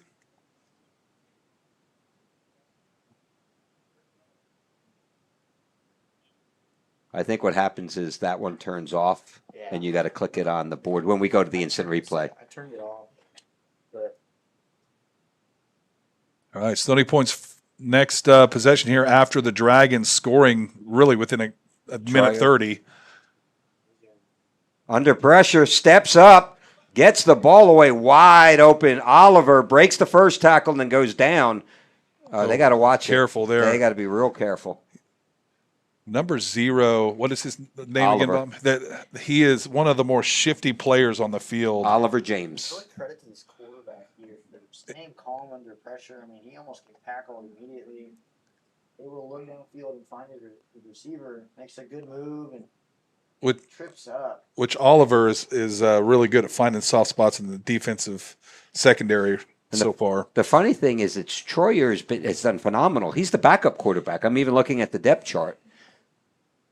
Back to pass, airing it up. He's gonna Out of the reach. Number 13, the intended receiver for Stony Point. And give Stony Point again. They are not afraid to throw the ball and really take shots here. Reed Hoyle is who I show as 13.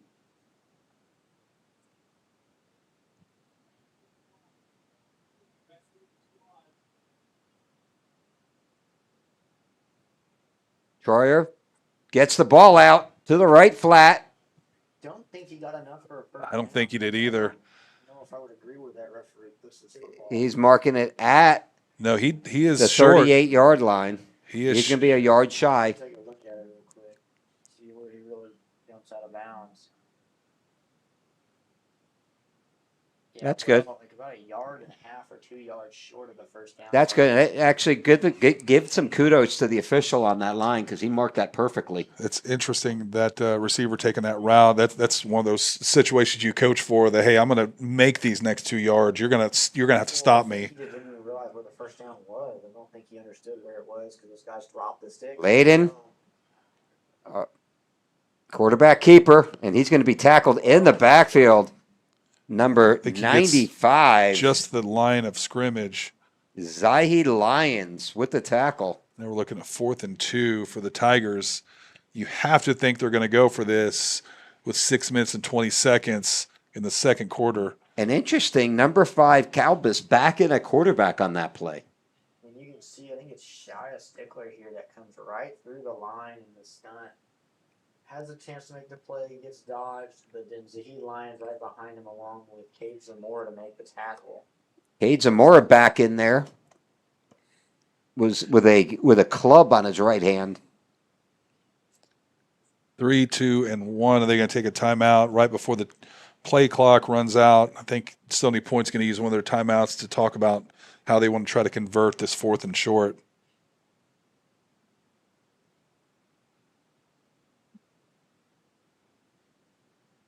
And we'll take a quick break. Moving soon? Let Ostex Moving take the stress off your shoulders. Owned by a proud Round Rock Dragons alum, Ostex is your go-to team for fast, reliable, residential and commercial moves across Texas. From packing to unpacking, we handle it all, with expert care and same-day service available. Call Ostex Moving for a free quote today, and go Dragons.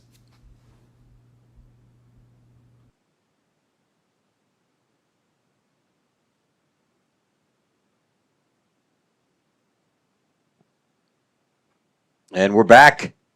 4th and short. 2 yards for the Tigers. They're going to go for it. Troyer back to pass. He's throwing it up to number 0. Going deep for Oliver James. Makes the catch and in for the touchdown. What an outstanding pitch and catch. For 4th and 2 to take a shot at the end zone. We just said it, like nothing to lose. Go for it. And Oliver finds a way again to get open in the secondary. Look, he has like 2 to 3 yards of open field, and I mean, the ball's even underthrown. And he still is able to make the catch and walk into the end zone. Make it without the kick 23-24 Dragons still. Stony Point showing some resilience here. Dragons score in a minute, 20 seconds. Stony Point comes back and answers. We got ourselves a fight here on Halloween night. This is a slughout. This is a high scoring game.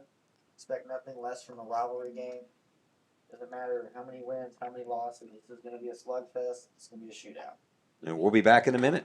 This is pizza with a heart, baked in a restaurant with a soul, where the grit of Detroit meets the innovation of Austin. Sometimes pizza's just pizza, but at Via 313, it runs way deeper than that. Built right to the last bite. Try it at a Via 313 near you.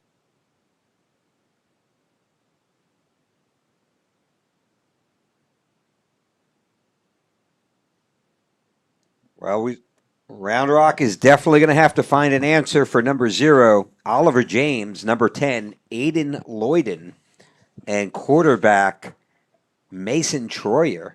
Really been putting on a show offensively for the Stony Point Tigers. And I love it. Mason Troyer, senior quarterback, he's listed on the depth chart as the number 2. He got to start tonight. I don't know the story behind there because the other quarterback is number 5, Kinnick Kelbis. He's here and in the game. He came in last series. But I'll tell you what, you mentioned it, Justin, the poise, the composure he's shown under pressure, and tip your cap to the offensive coordinator for Stony Point, taking his shots down the field.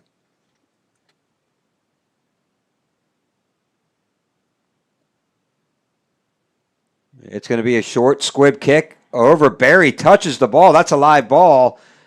It's going to be picked up by Yeager, breaks a couple of tackles before finally getting taken down at the 27-yard line. It'll be 1st and 10 for your Round Rock Dragons. 5:33 left to play here in the first half. This one's all knotted up at 24. Yeager made a good job coming up and getting that ball. That was kind of in no man's land, and you never know when the ball's rolling which way it's going to go. And then the first defender comes up, and he absolutely just ran through him. And then on to the next 2 or 3 before he was downed. Starting at the 27 here, Dragons have to come back and answer again. Stony Point has been relentless. Dove Stickler. Quick pass out to Barry. Cross the 40, finally run out of bounds right at the 40-yard line. Picks up 13 on the pitch and catch from Stickler, and that's another Airco first down. One cool thing about these boys that we have at quarterback, both of them know how to throw a baseball also, and this is a perfect example of just a quick throw, hard throw out to your receiver before defense can make an adjustment, resulting in a gain of 12. Handoff shifts back out to the outside, and Ryan Serwaitis is finally going to be wrestled out of bounds on the short side of the 50, and that'll be enough for another Airco first down. Juke 2 defenders on his way out to the sideline. He was just zigzagging away from people the entire time, just going further and further outside for a first down. It's a great job by him. 5 minutes left in the third as the Dragons are just over midfield. Play action. Ball is up for Barry. He's got him wide open and just overthrew him. Oh, we had him. Great route by Barry. Everyone else hooked up short. Barry is going for the post over the middle and just out of reach. He even tried to get there one. Look, he's a little bit too close to that right side of the hash marks. You want that right in the dead middle because he's running a post from the opposite side. Try to give him a little bit more in the middle. Still a good throw, just right out of reach.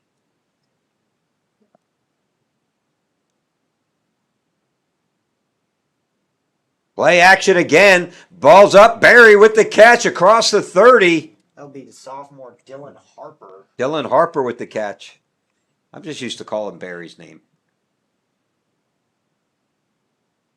Another first down. Every time, that was the first second down they'd had on this drive. It'd been first down after first down.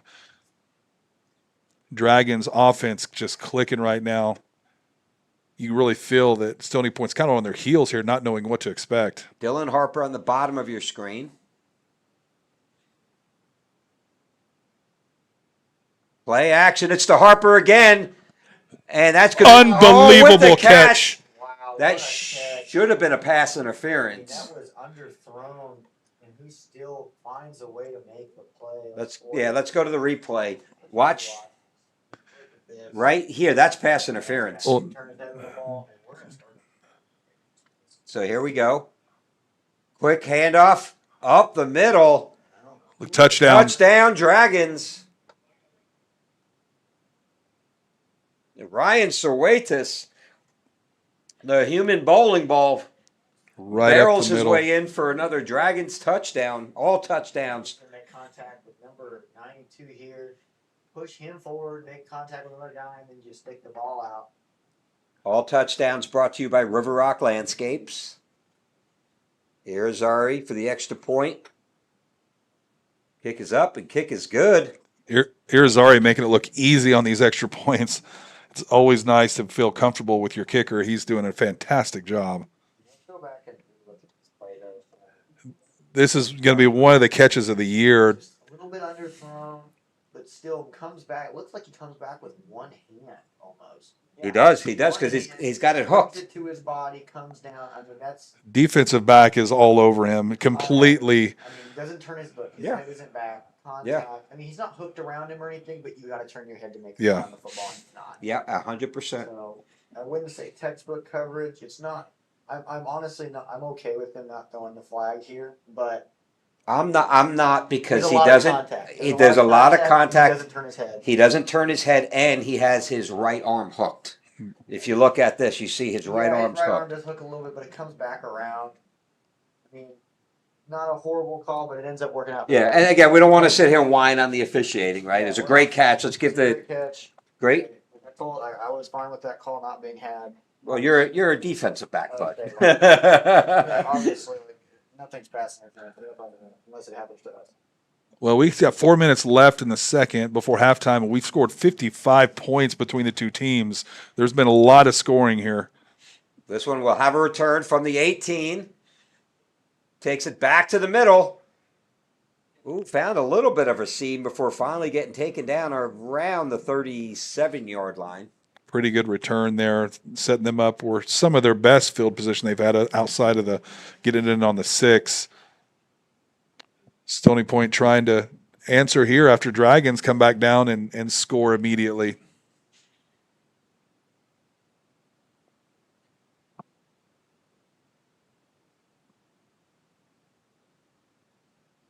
Out come the Stony Point Tigers. They have neither been stopped, I think, since the first drive. I think both teams haven't been stopped since their first drives on offense. Lloyd into the running back.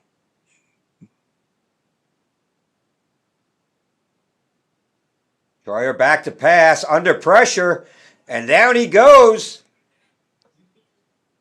Number 15 for the Dragons. That's Ellis King, super sophomore coming in, linebacker, getting in the backfield and forcing that sack. Brings up a 2nd and 15, it looks like.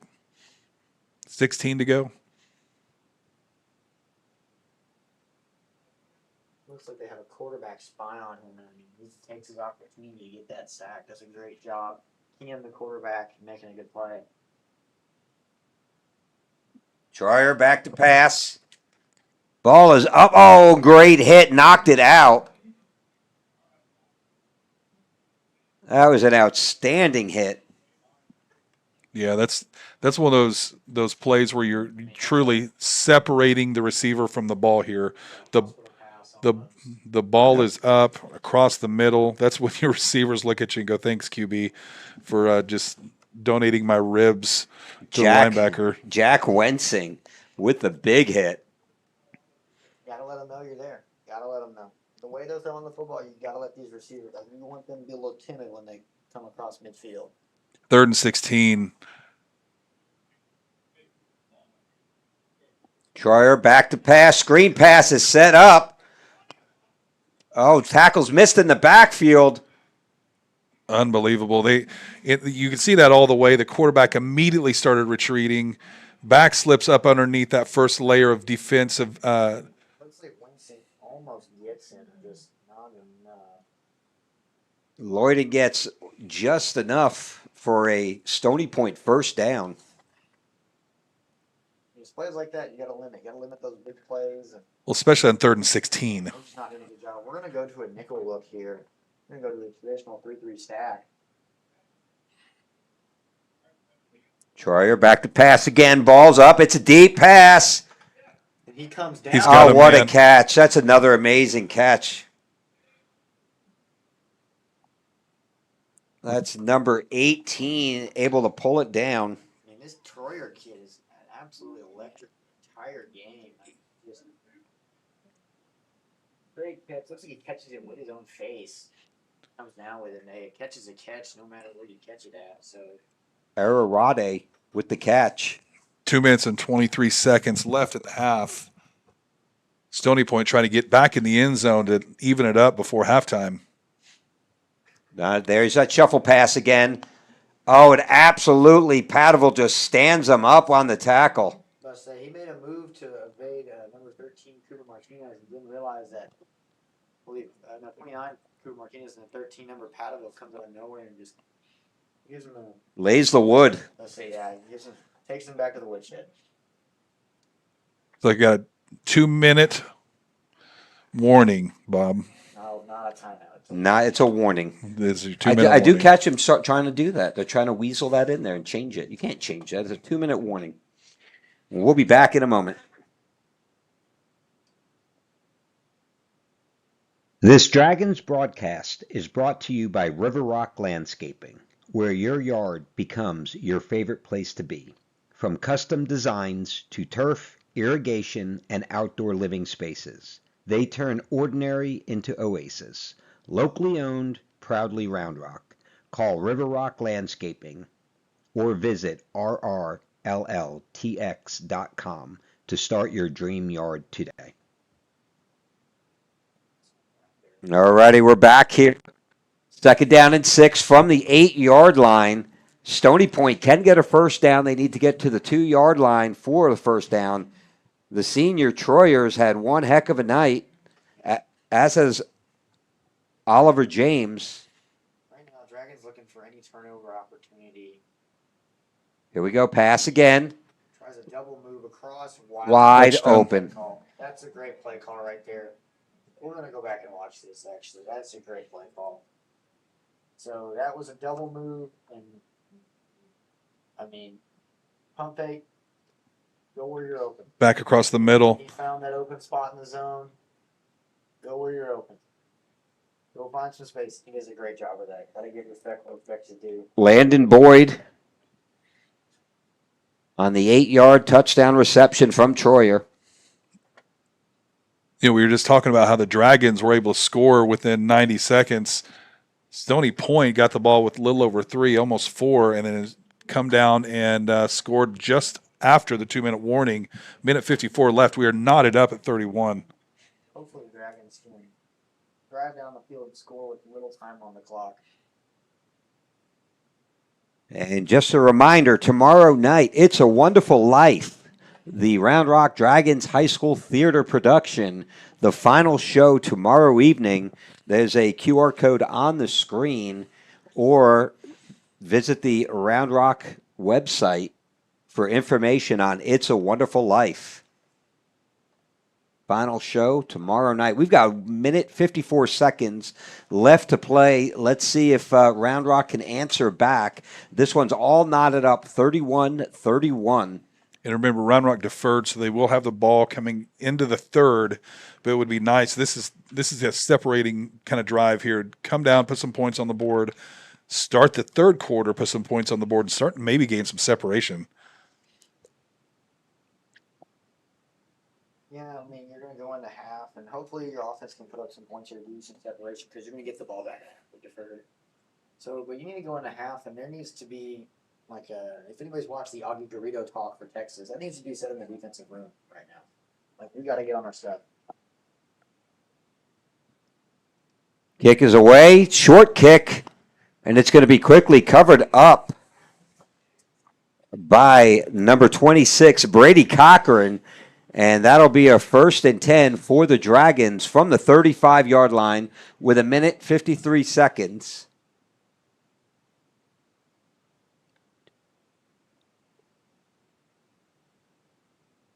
got a couple different camera angles we're trying to bring in here. A couple of them bring you in close, a couple of them bring you away.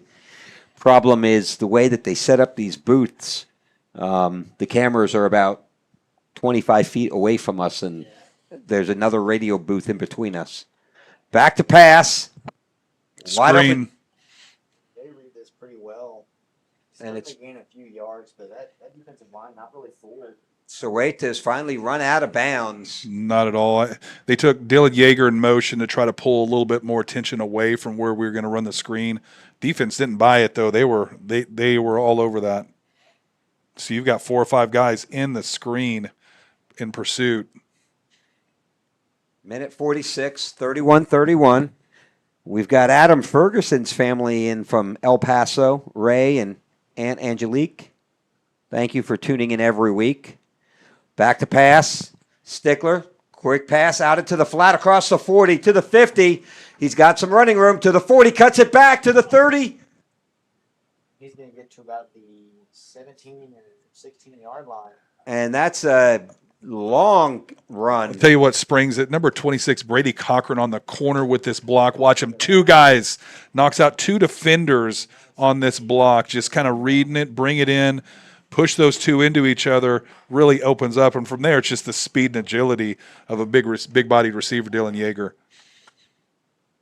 Back to pass again. Rolls back to his right. Stickler airs this one out. Catch and out of bounds. It's number 17, Dylan Yeager again with another reception.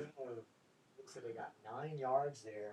Well, there's 2 things that happen on that play. One, the pocket kind of collapsed a little bit.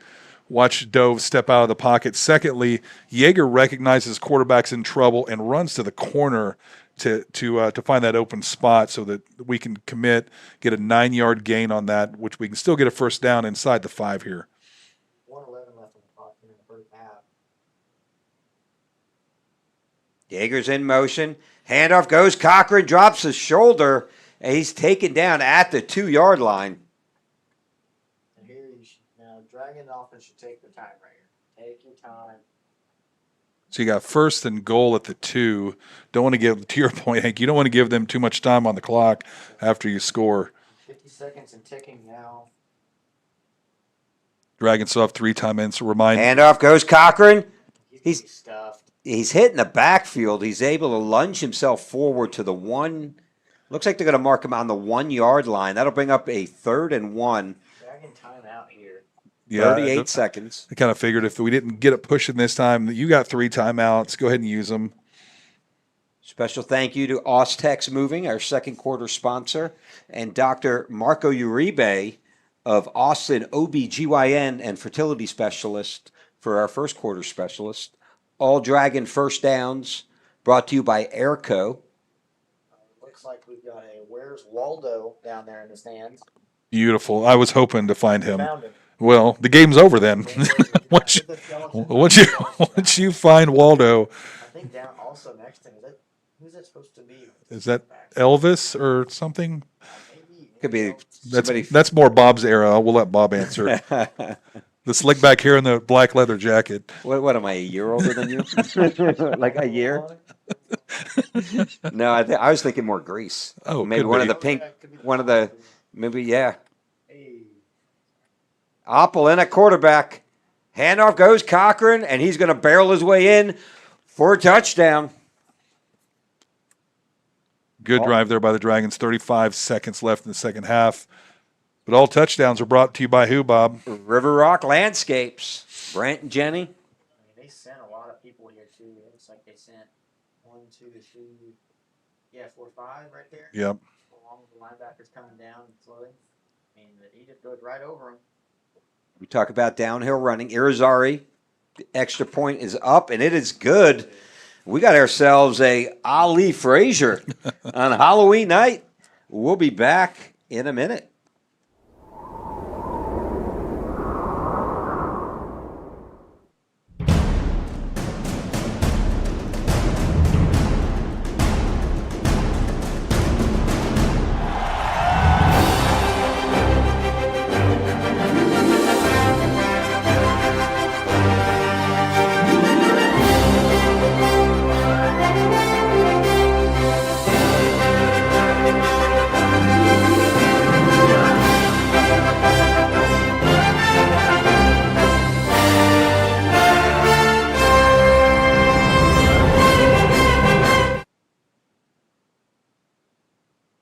And we're back from the VIA 313 booth, high above Kelly Reeves. We got ourselves a barn burner here, 38-31. Your Round Rock Dragons leading the Stony Point Tigers, 35 seconds. I will say so far, Stony Point has answered. Yeah, they're not backing down today, Hank. They're here for the fight. We love to see a good game. I'm sure at halftime there's going to be some adjustments made on both sides. We're hoping we can fine tune the defense a little bit. It seems like we're having a little bit of trouble with the secondary in coverage. And here we go. Ball's going to be fielded at the 19. Makes a couple of jukes. Number 2 on the return. And he's finally going to be taken down by a horde of Dragons. I think there's going to be a holding penalty in there. That flag came right at the front of the runner. Usually that's someone's ahead of him and maybe getting a little too handsy. Spotted at the 40-yard line.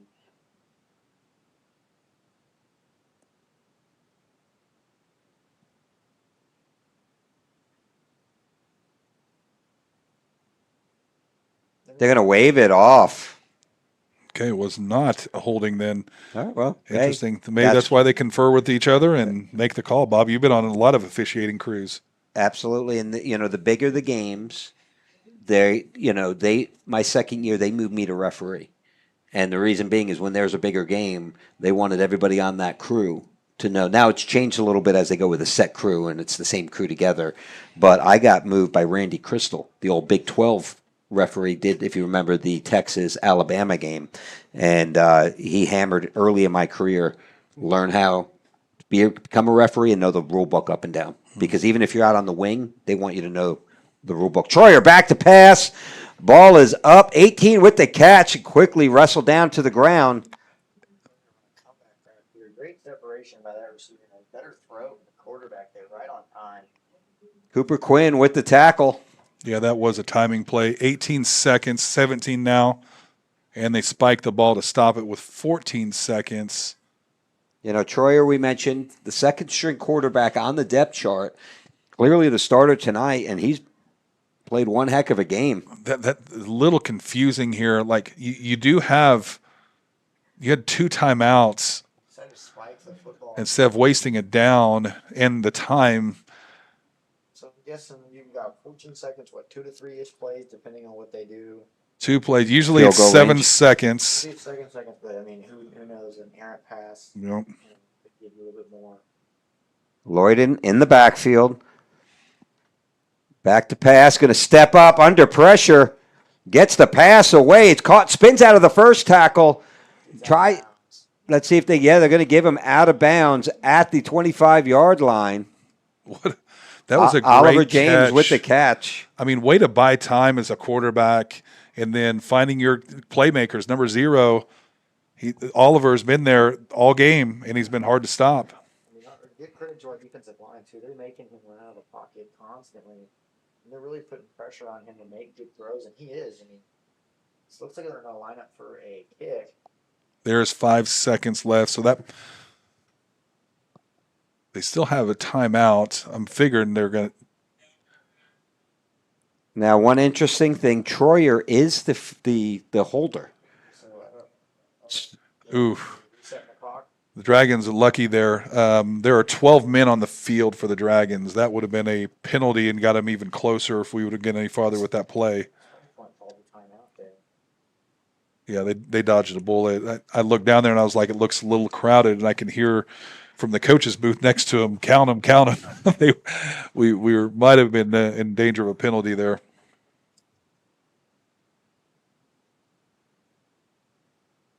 Thanks for joining us on this Halloween night. Hank, you're the most recent footballer amongst the 3. Bob's way out, and I'm on the fringe. But when you're in a game like this at halftime, and you're favored to win against a different team, you come in and it's this close. They've been able to keep it this close. What do you hear from your coaches?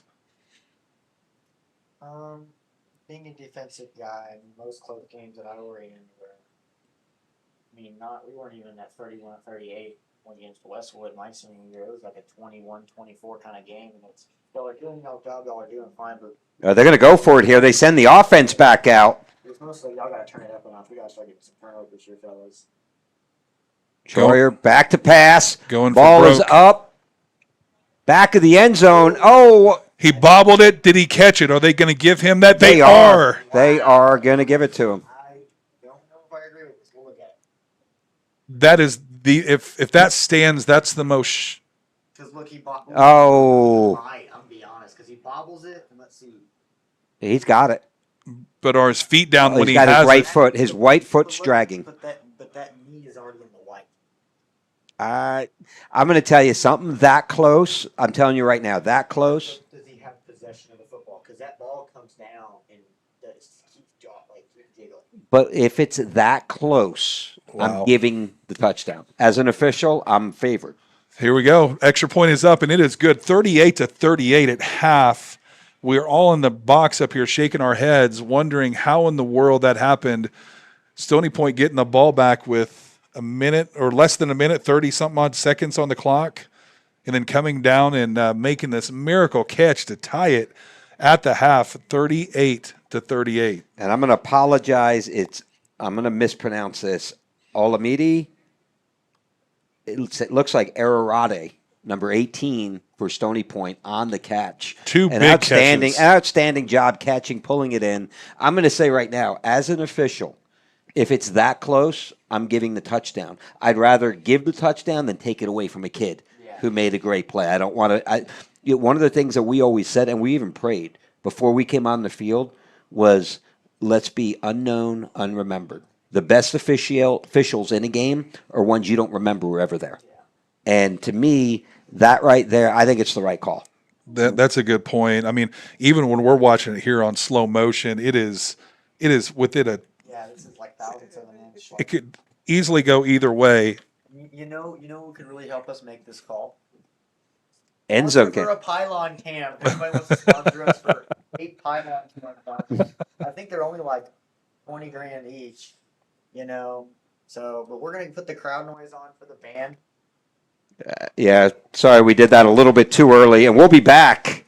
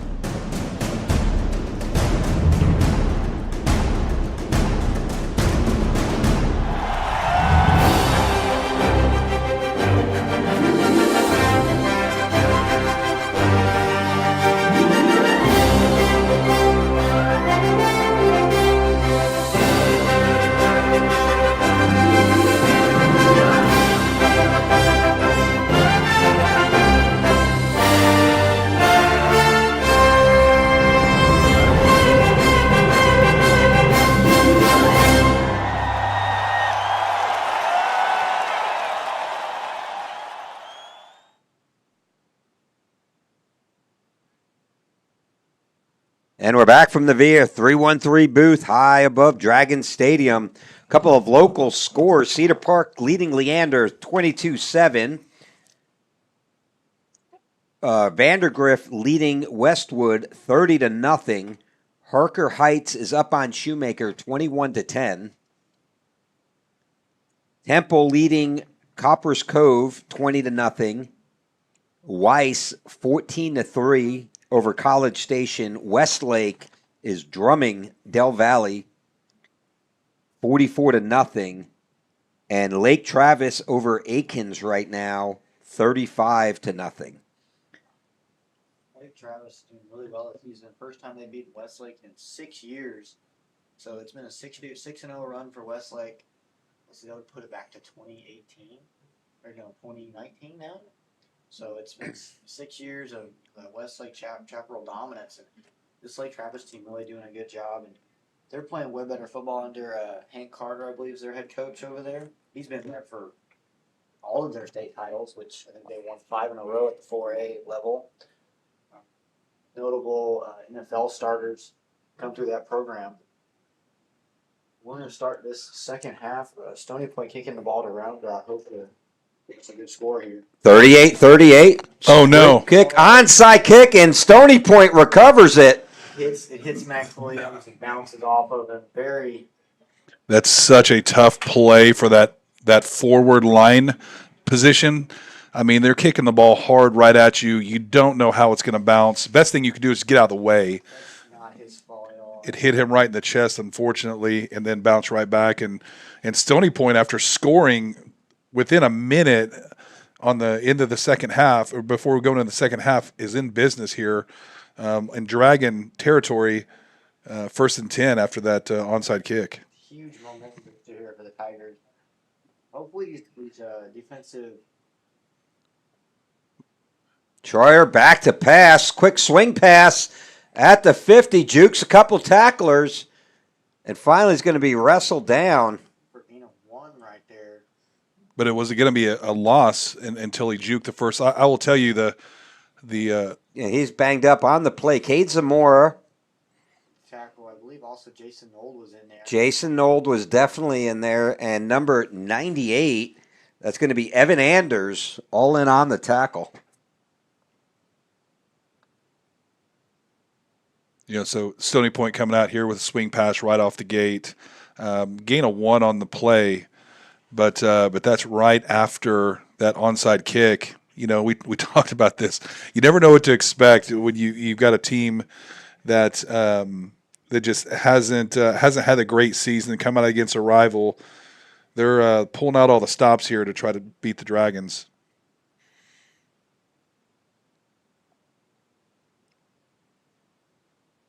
Troyer back to pass. Ball is up. They take a deep. Wow. What a catch into triple coverage. Ball gets knocked out. I think Colton Shane was the one who knocked it out. You also had number 33 for the Dragons, Zayden Johnson. That was an incredible pass. So, great pass. Into triple coverage. Threaded the needle right over that left shoulder. That's a great. Not much more you can ask for as a receiver, just right through the hands. Yeah, I think he was even surprised at how accurate the ball was. 3rd and long. Troyer back to pass. Got a man open on the right side. Knocks it out. Powderville on the coverage. It was Oliver James, the intended receiver. So they're going to play a cover 2 look here with that corner floating back, Aiden Beard, I believe. He's barely going to get a hand in there to knock it out. That's great coverage right there by Aiden Beard. Going back and playing that lower zone, sinking back without anybody in front of him to help out his safety. Because that's a hard route to get to as a safety. Stay over top of a corner route. I mean, that's always the danger of cover 2, right? Punts away, nobody's back. Let's see. And that's going to bounce into the end zone. No way. Wow. At the 1, that was incredible punt coverage. And that's Watch him dive into the end zone. it's like a pinky on it. Look at it. It's a pinky on it, dude. And way to stay Oh, stay wow. off the chalk line. That was absolutely an incredible play. And it Is that 14? 88. 28. 28. Brody Leal. Brody Leal. Brody Leal with a heck of I it. know that kid well and his family. Great Do you? family, yeah. And Troyer is another one Yeah. at Walsh from Walsh, a year ahead of Maddox. Yep. All right, well, Dragons backed up here pretty massively on their own 1 yard line. Brady Cochran out of the pistol. Play action. They're going to put it up in the air. And picked off. Wow. See if they give it to him. Yep, he's calling change of possession. Wow. Watch this one too. I shocked. I would see if he was in. He was in. Ooh, hold on. So he gets possession of that football. Let's see. He just needs 1 foot. Yeah. Right there and right there. Yeah, so that first foot lands inside before that second one lands out. That's great defense. That's again another. I think it was another cover 2 look where that corner's coming back to help the safety, and it's just wow. Just everything's going right here for the Tigers. And thanks to Bob Tabor and Vista Equity, we do have instant replay in our booth. They do not use it on the field. No, So- yeah, it's not allowed to be used yet. Handoff off the left tackle and upended. Good to see Zero back on the field after that injury timeout for him. Still up there and running. Always want to see the kid playing. There's Cooper Dupe. Cooper Martinez steps up and makes the open field tackle. Defense having to come up strong, big again for the Dragons. Seems like they made those halftime adjustments. Seems like there was sort of an Augie Garrido talk happening.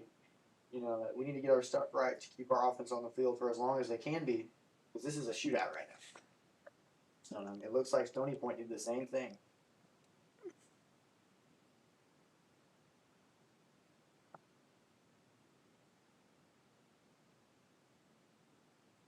Troyer, there's a false start on the right tackle. I was going to say, There's going to be 15 yards. Whoa, Keith. Here we go. Let's get another flag in here. I was about to say that's.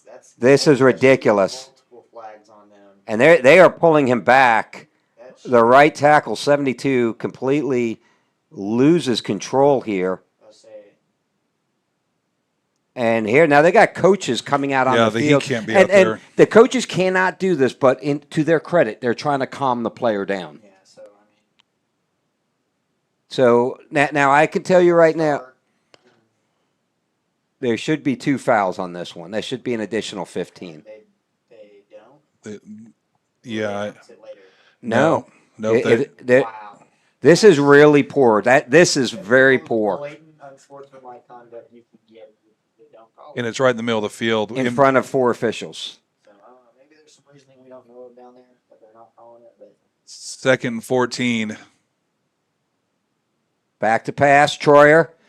Ball's out of his hands, caught by 18. Almonday. 3, 4 tackles. Took 4 Dragons. We had 3 people with our hands on him before he was knocked down to the ground. And that'll be enough for a first down. Too many yards after catch. I mean, they're those hookup routes. Those are easy completions in a lot of ways, but you stop them right at the point of contact. missing tackle here. Let's see. We got 1 missed tackle, 2 missed tackle, 3 missed tackle, and finally, I mean, he comes across the field and lays the boom. And that would be enough for a first down.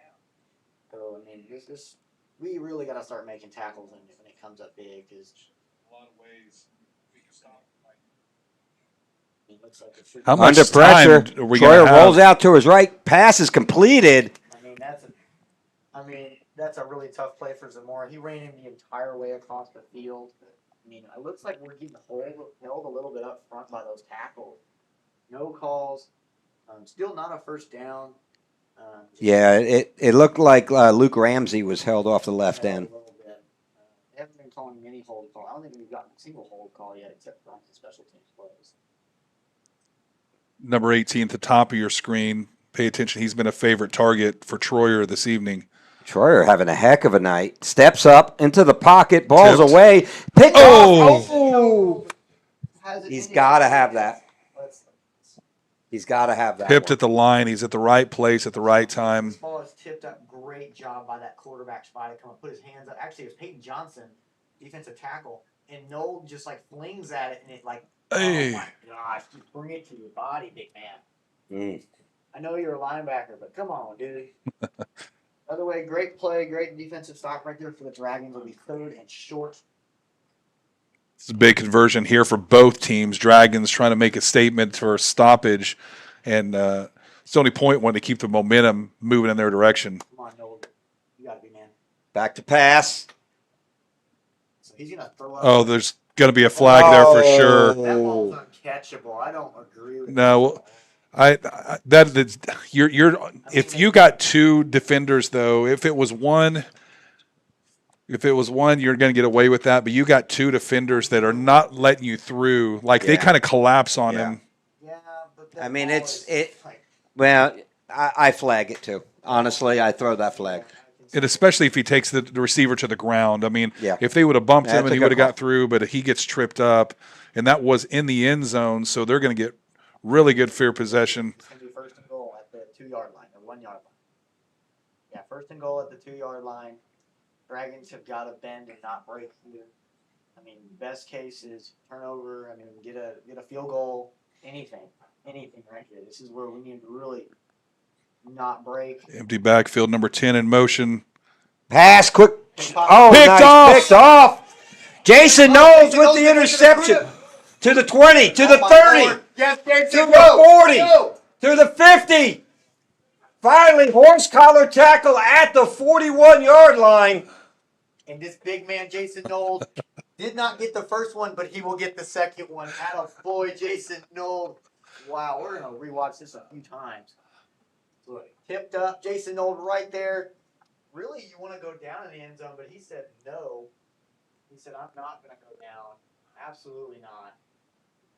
That's huge for the Dragons. Huge. That was a monster play. 50 he is about 5 yards deep in the end zone, 59 yards. So it's about a 64-yard return on the interception for Jason Knowles. Well, it kind of comes down to that defensive possession, like you said, bend but not break. Mm-hmm.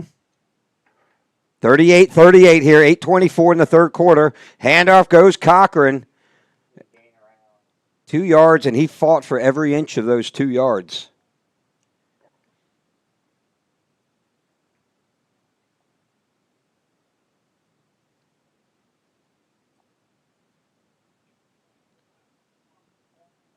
We need to hire professional audio people here, so we're not blowing the speakers out. Sorry. Sorry about that, guys. We get excited up here. We get very excited up here. I did watch a training. According to NHFS, we shouldn't show too much emotion. Yeah, no. Well, you're going to have to fire us, Carl. Handoff goes Cochran. Picks up another 2. That's going to bring up 3rd and 6 from the 36-yard line.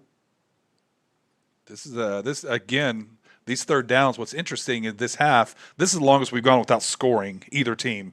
We're 5 minutes in approximately into the third quarter. Defensive struggle back and forth here.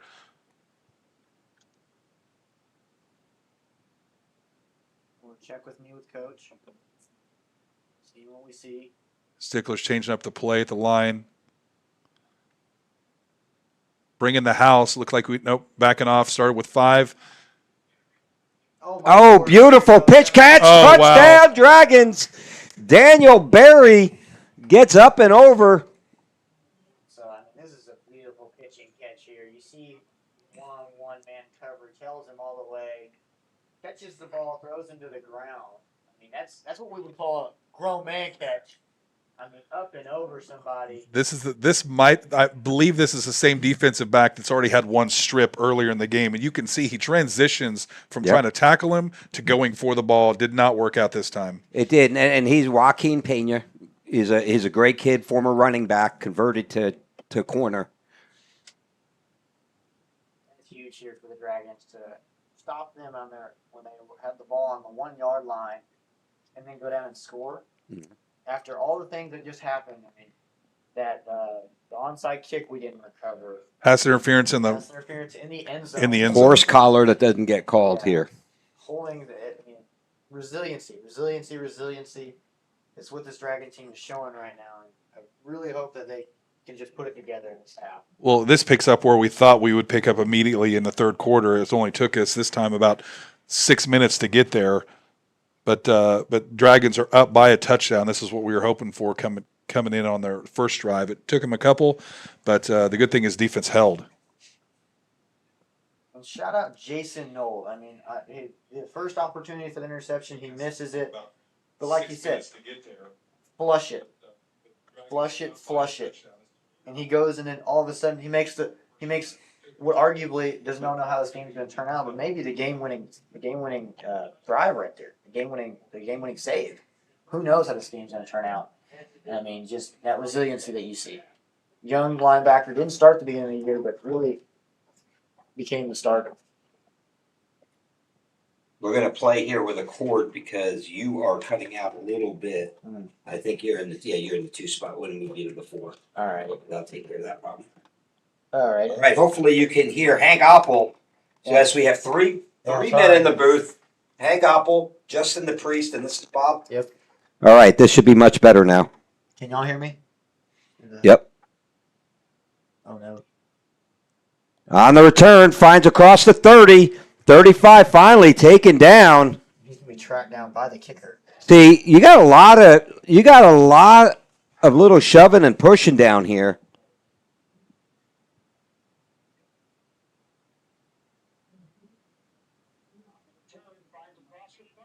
Yep.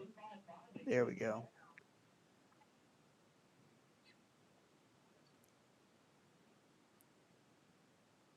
So this is what happens when you let like a right tackle shove a defender after a play and you don't throw a flag on it. You're not setting the tone. Yeah, you're not. You have to set the tone. And here you had another little bit of shoving on the sideline. So look, we're going to go into a dime package here. Only 3 men down. Ellis King in there at defensive end. Troyer having himself a night. Great pass. That's a good point, Hank. I mean, you see the Dragons dropping back in a little bit more of a dime. Their running game has not been potent, but their passing game has been really good this evening. Elite. I mean, I feel like I've seen. I mean, if we had to do statistics, probably 95% pass. I don't think I've seen them hand the ball off ever since the first or second drive. On our next break, I'll go through this first half stats. I do have first half stats. Big and I'll tell you, shift here. Troyer's having himself a career night. They're going to shift back out to a trips bunch set. Really a tight trip set up at the top of your screen. And there's a running Handoff. play. Aiden ball is out. That's going to be a Dragon football. That ball came shooting out of there. Colton Shane recovers the fumble. That's usually a punch from behind, so somebody got around him. They finally hand off Right the ball. And there. I believe it was 88. 88. That's Luke Ramsey Ramsey. causes the fumble. And guess what hand that was? Was it the club? No, he's got it off. He's got it on. Okay, so Okay, he's got he- some wrist straps on. He had a broken right hand and a broken finger on his other hand but I mean, good. look at this great tackle. by the senior defensive Knocks the end. football out. That's amazing right there. That's Well, a big turn of events for the Dragons. It's exactly what you want. Your defensive end is collapsing down on that to close the gap. Handoff goes Jaeger. Around the left end. Almost breaks one tackle. Number 13 with the tackle. Makes it across the 50 to the 49-yard line. Big gain there for the Dragons. Picked up 9. That'll bring up a short 2nd down and 1. Actually, they move it back to the 50. That'll make it 2nd down and 2. Yeah, the ball judge moved. Yeah, the he line did. judge He just had moved it. back here. And he has the line of gain, so it Yeah. should have been on him. Trips to the right, bottom of your screen. Handoff goes Serwatis. And he's going to barrel his way for another Airco first down.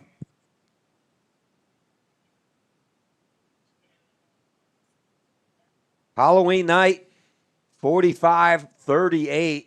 Who would have thunk it? Yeah, this is crazy right here. No one expected this to be a higher scoring game at all. Definitely full of surprises. I didn't expect Bob to be dressed up for Halloween either, Hank. Big shift here from the Dragons. Look at this. Even taking defensive tackles out. This is interesting. Trips either side. Quick pass number. Call timeout. Timeout. That was a late. That time. was late. That was a little bit surprising. Interesting play call here Because from the Dragons. They had two quarterbacks out. They threw it to Jack. Mm-hmm. Yeah. Oh yeah. No, it was So that about was to be. a double pass. I literally am looking. I'm like, who's five? Who's five? Who's five? I'm seeing. I'm trying to like register it quickly. That's interesting. I mean, when you have two players like Jack and you got Dove out there, I mean, as a defensive coordinator for Stony Point, I bet your head just started spinning immediately. Let's go quickly. First downs, Dragons 15, Tigers 12. The Round Rock Dragons were 17 rushes for 98 yards. Stony Point, 10 rushes for 0 yards. But here's the big one, 227 passing yards, 268 passing yards so far in the first half for your Stony Point Tigers. Play action. Ball is up. Yeager in double coverage, and what a catch. That's a crazy catch. Stickler to Yeager, 12-yard catch. And that's another Airco first down. You know, we've talked about this before, but the strength there to hold that ball, you've got He's got people, two dudes pulling at him. and he's got that ball pinned and holds it as he goes all the way down to the ground. Great pass, great throw. That's a lot of trust in your receivers to throw it into that kind of coverage.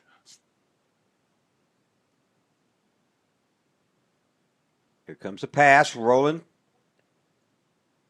Apple throws it away, throws it at the feet of Yeager. That play did not develop, I think, the way that we thought it would from the beginning, whether there was a receiver that didn't release or just too good a coverage over here in the flat. Number 19, Deshaun Jones for the Tigers with the pressure. That's going to bring up second down and 10.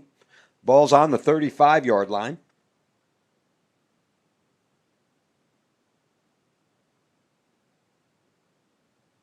Handoff goes Cochran. Able to slide ahead for 3.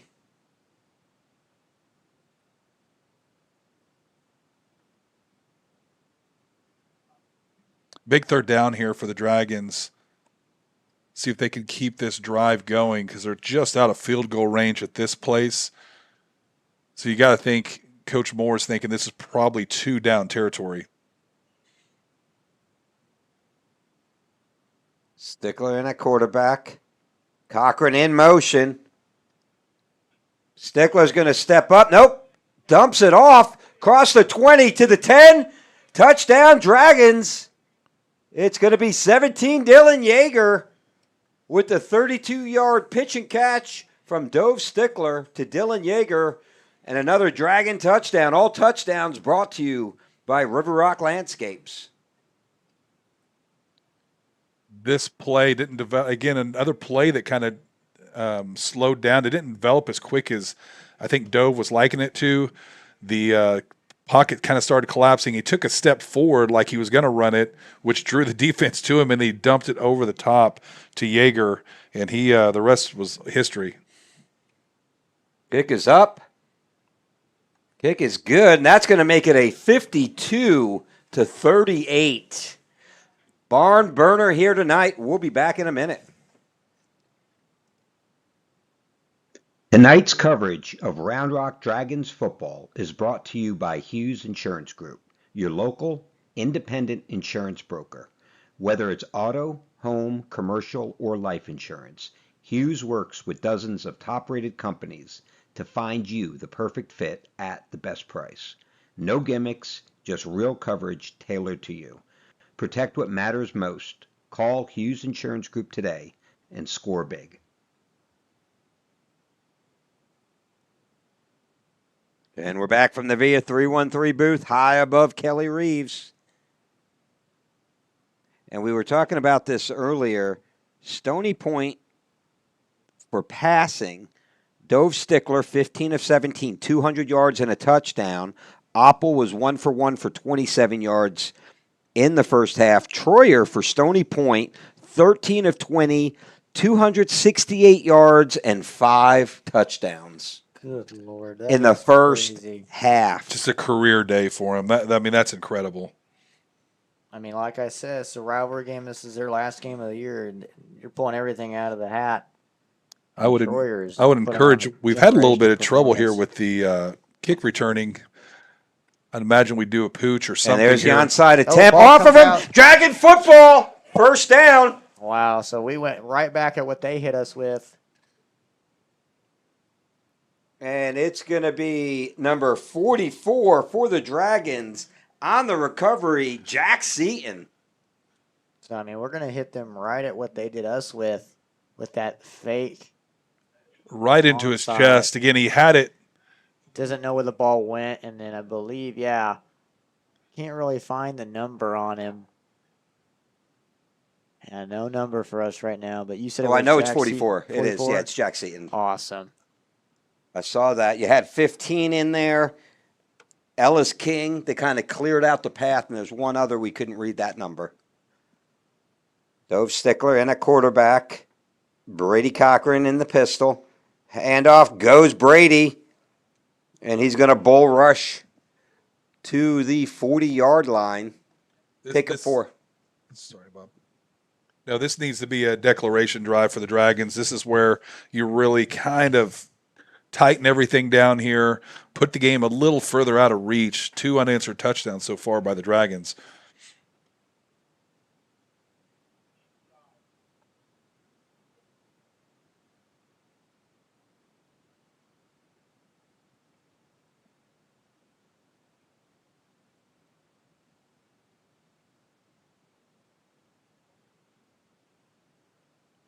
Cochran with the run, and he's going to bulldoze his way ahead. Picks up 7 and just enough for an Airco first down. Had to sift through a lot of trash there. I mean, there's a lot of stuff going on, linebackers and defensive linemen in his way.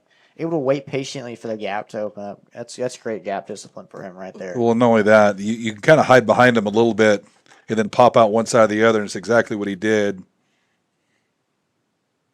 2:32 left to play, and you are reading that scoreboard correctly. 52-38. That's going to be kept. Stickler on the keeper. Cuts it back across the 10. Taken down at the 8-yard line. That was a great pull right there for him. I mean, It's his longest run, I think, probably of the season. 25-yard run by Stickler. And that's an Airco first down. First and goal for the Dragons from the 8-yard line. I mean, they sent Yeager in motion. They pulled like dang near all of the defense, and that backside hole opened up. And why not pull it and go? When Yeager runs like he does, you're going to have to honor that. Dove hadn't shown that he could pull and run yet, and he made him pay. Handoff goes Cochran. Around the left corner. Drops his shoulder, and he finds the end zone again. Touchdown, Dragons.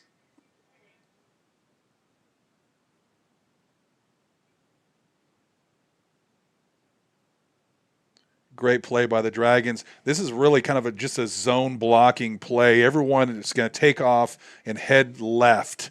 And then from there, you're just really counting on your running back to find the holes as they open. Sometimes it's B gap, sometimes it's C, sometimes it's outside. Really, your best blockers are here, Moreno and Mussey. Got 2 dudes that move into 3 guys, and then he pulls number 13 into the end zone. Just Kick dragging is him good. through. Wow. That's all I can say. Wow, we'll be back in a moment. This Dragons broadcast is brought to you by River Rock Landscaping, where your yard becomes your favorite place to be. From custom designs to turf, irrigation, and outdoor living spaces, they turn ordinary into oasis. Locally owned, proudly Round Rock. Call River Rock Landscaping or visit rrlltx.com to start your dream yard today. And we're back from the Via 313 booth. Justin, on the break there, I think you had a couple great comments. It's interesting. Like, we really thought the last probably 5 minutes of this game have been really what we thought the game would be like in totality, and Dragons coming out really being dominant, even after a couple stumbles early on with the onside kick and then a penalty at the end zone, have come back and answered with three touchdowns on 3 consecutive possessions here. Another pooch kick onside. They're able to recover that one. Tigers, great play pulling that ball down. That was a tough one. Did you see how high that ball bounced? That's It was a scary. great That's always really Irizarry. scary. I mean, it's not. Yeah, that's a tough one. That's a tough ball to get to, and then to come all the way down and lay down on it so you don't get your clock cleaned. That was a pretty good recovery there by Terrell Abercrombie. man. That was great hands. Yeah, great play by. If you've ever tried to jump up and grab something above your head with shoulder pads on like that, you can understand how that. Knowing Well, you got a bunch of five dudes about to coming light you up. trying to take your head off, and that's Right. scary. That's the worst thing about being on a hands team. Coach Moore is like, "Oh, you're a baseball player. We'll put you on a hands team. You can go to the field." It's horrible. It's horrible. You're so scared out there. I loved it, man. We actually hit back when I played. Oh, okay. Troyer back to pass, steps up. Oh, great catch at the 50. It's number 18 with the catch. Troyer's showing a lot of discipline in the pocket here, stepping up when he needs to. That was a really good play. Tight coverage by Aiden Beard too, though. I mean, he was right on him the entire time. Olamide with the catch. That's going to bring up a very short 2nd and 2 from the 49 on the short side of the 50.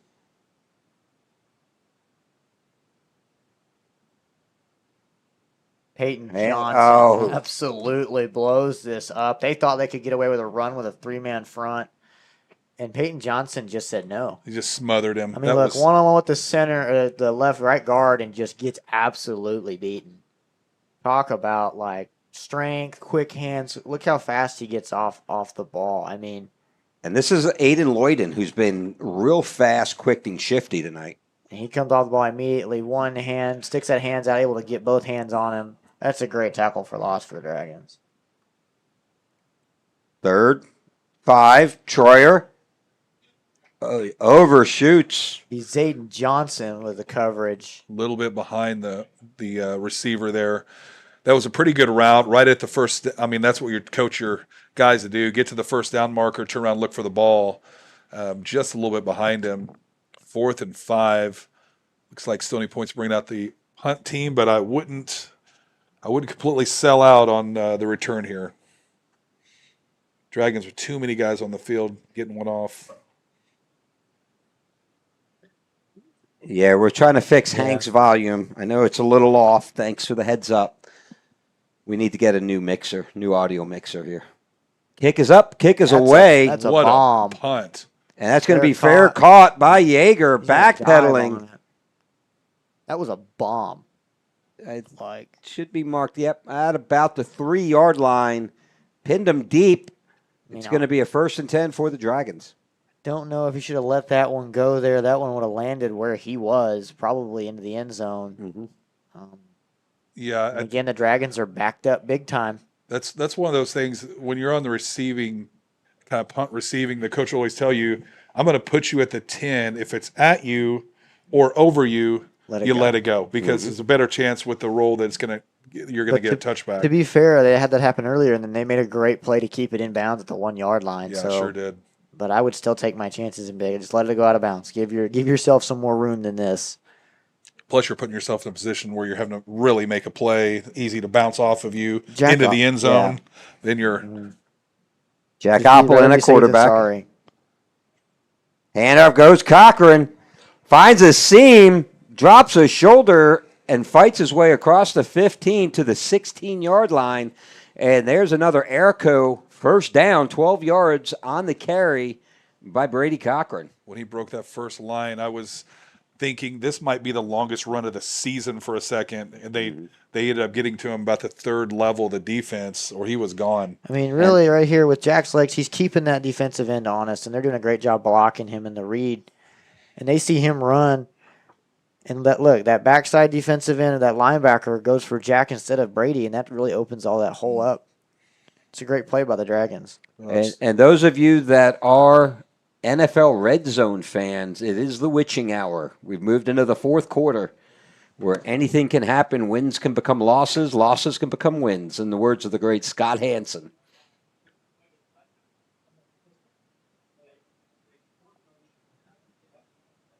Yeah, let me know if my volume's up now, if it's doing all right.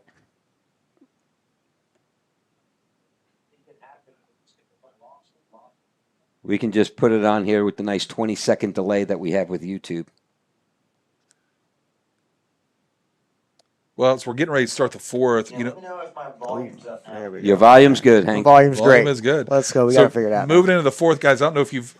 I'm not great at math, but I think that's 97 points between the two teams. Almost at 100 points scored here, going into the last 12 minutes of the game. Jack in at quarterback, hand off Cochran. That's going to be Sir Wade. And ball's out. comes Ball's out. Whoa, Oh, we whoa, got some whoa, whoa, extracurricular. whoa. That knee, yeah. Number that's- 4, that should be a 15-yard penalty right there. Or did they call him down? So I think they're going to call him down. I mean, we'll look at the replay real quick. They are. There isn't much. Well, they're going to Well, that confirm, ball is get the out. call right. He's not down. That ball is out That right ball's there. out. So they're going to give them the football. That was the call on the field. The ball looked like it was out. We'll go ahead and back and look at it again real quick. So yeah, that ball is out. The ball's floating right Let's see. there. I'll stop it when the ball comes out and in there, right there. That's Yeah. when we see the ball It's come number out. 56 I mean, strips it as he goes by and bobbled and then out. something that can't have. Luckily, the Dragons do have some sort of a buffer going now. Just not something you want to see. Don't want to give them any more hope. You want to go ahead and crush their spirits. Yeah, I mean, they've been playing. Stony Point Tigers has played absolutely amazing. I'm a little surprised because I watched number 4 shove a guy behind the play right in front of a head linesman. To the ground. Yeah, to the ground. And no. And call. again, I don't want to be somebody out on some message board saying that we're whiners. This is very poor. Yeah, like you've You got get into a player principle. safety. At this Right. point, you get into an issue where you have to control the tempo. Yeah. And I get it. You don't want to change the impact or the outcome of a football game. At the same time, you got to control your tempo. Those are blatant. Blatant calls that we're just missing. Encroachment on the Dragons. So 1st and 5 here. Troyer back to pass, rolling out, airs it out. That was this way kid out has of had bounds. one heck of a game. Yeah. Yeah, I mean, that's the right play. That's the right throw. You throw it, you're already out of the pocket. Throw it only where your receiver could get it, and just still a little bit out, but really extending the play well. A little bit of gamemanship from Coach Cheshire. The depth chart they gave me had Mason Troyer as the number 2 quarterback. He came out and start. I found out he's actually started the last 5 games. He's been outstanding, and I mean I see why he's the starter. Yeah, really extending the play, using his legs, and has made some really clutch throws. 268 yards in the first half. Back to pass again. Wow. Under pressure, rolls out, puts it up, found a receiver. And now they're going to throw a flag. It's 18 again on the catch. That was thrown right at the point of contact at the tackle. So I wonder if that's a face mask or maybe going in with your head. I want to replay this. This is holding on Peyton Johnson. He's Oh, coming calm down down. with that's holding on Peyton Johnson. Yeah. And right in front of the player. Yeah, it's a referee is watching So it. they're gonna Oh. they're gonna call offensive pass interference, right? Interesting call. You don't see that a whole lot. don't? I'm wondering. Usually that's with picks and rubs and stuff like that, and we didn't see downfield that play, but that's a hold on Peyton Johnson. Yeah. So one thing to keep in mind, right? So behind the scenes, you have evaluators, right? So usually they're retired. I know like Larry Hargrove was an amazing umpire. He actually mentored me early in my career when I was an official. But what they do is they do come out and they do have evaluators watch you and grade you. And one of the things is you got to control the tempo. Like on the field, the attitudes, the flare-ups, right? And, yeah, early on, you get heated up. Justin, I might come in and be like, hey, dude, keep it cool now, keep it cool. But when it becomes blatant, I'm going to flag it to shut it down. More importantly is like, hey, we're not taking it. Right. Calm it down. Yeah, there are levels to this. We're gonna make sure that we don't. Especially in a rivalry game, right? It's a 59-38 game, a little bit of a shootout. Troyer back to pass. He's going to step up under pressure, and down he goes. I think we're going from 2nd and 20 to I think 3rd and 30 Jason now. Nold again with a big sack. Having a big day. Interception, sacks for a loss. Another loss of 10, I think. Yeah, it takes him back to the 40-yard line. That's going to bring up a long 3rd and 28. They need to get to the, 12. looks like 12 or 13? 13. It's hard. Yeah, you're right. 12-yard line. They need to get to the 12 for the first down. They're not set down here in the bottom. They need to be careful. They're going to get a Back to pass. Ball is underneath. Tackled by Cooper Quinn. gain of about 10, but when you need 30, it doesn't help you much going into 4th down and 18 now. Number 8 with the reception, Alex Freeman.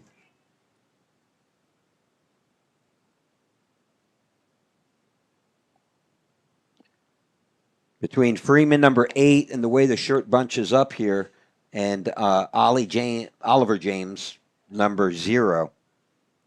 Both of them been highly active here this game. Stony Point feeling some of the pressure. It looks like we've got a dragon down. Hopefully that's just a cramping situation. But at 4th and 18, Stony Point's bringing their offense out. You did not see the punt team come out. I mean, they are on the Dragons' 30-yard line. And when you're down like this in a fourth quarter game, you need anything you can get. And they've been able to execute those big plays over and over and over again. So why not bet on yourself again? You got nothing left to lose. It's the last game of the season for you. Give it everything you got. We're going to take a quick commercial break here. We'll be back in a minute. Tonight's coverage of Round Rock Dragons football is brought to you by Hughes Insurance Group, your local independent insurance broker. Whether it's auto, home, commercial, or life insurance, Hughes works with dozens of top-rated companies to find you the perfect fit at the best price. No gimmicks, just real coverage tailored to you. Protect what matters most. Call Hughes Insurance Group today and score big.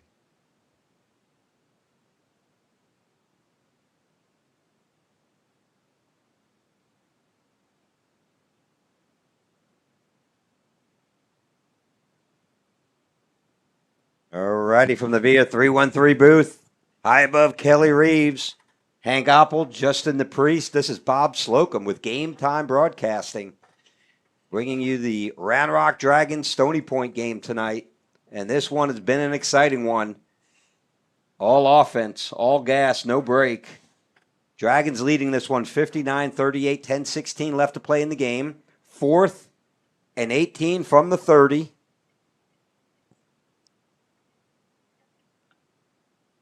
Trying to catch the Dragons sleeping here. Yeah, they almost did. He said, "What now, Coach? They're not jumping off sides. You got 14 seconds. Now they might have a fallback play here." They're going to call a timeout, looks like. Yeah, they don't have a play.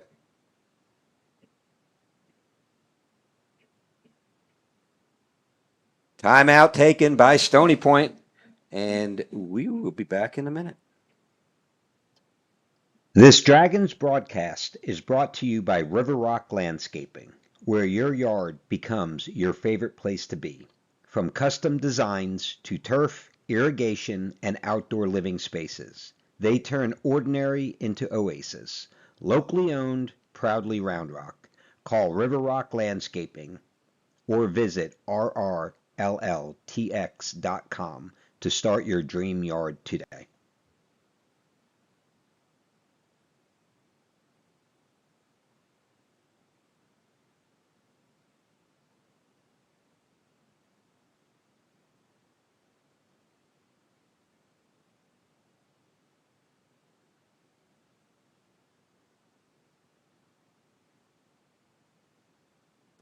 And a special shout out to Nancy Mussey, always tuning in.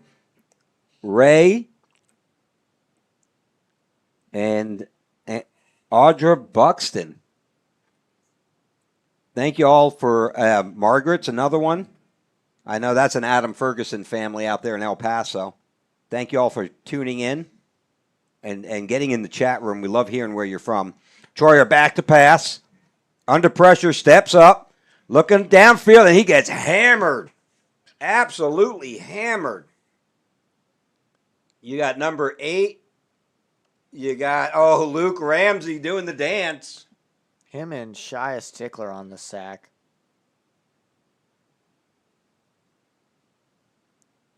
Great stop by the Dragon defense here to put it I wouldn't say put a nail in the coffin, but to really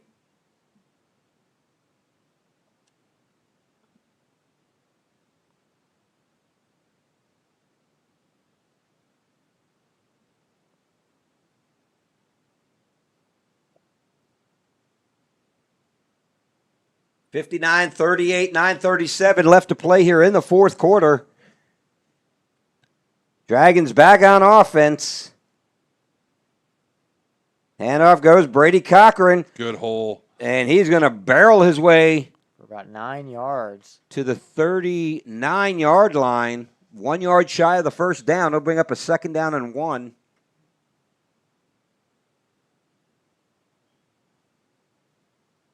So this is what you're expecting to see the Dragons offense really take it to the ground, start really burning some clock, incomplete passes, stop the clock. And that's really what's going to be the killer for Stony Point. If you can't stop the run, this is going to be a long quarter. Yeah, shout out to John Holland. Yes. Troyer is a Walsh Wildcat. This is one of the exciting things you were talking about in pregame, right? A lot of these young men grew up together. Several of them went to Walsh Middle School together. My 3 boys fed into there as well. And the quarterback tonight for Stony Point, 268 yards passing, 5 touchdowns in the first half. We don't even have the second half stats. But what a night, really a career night for Mason Troyer, former Walsh Wildcat. Yeah, it's fun to watch these boys come out and compete. Again, can't emphasize enough how close these schools are. It's very possible they're playing neighbors or people just in the neighborhood next to them.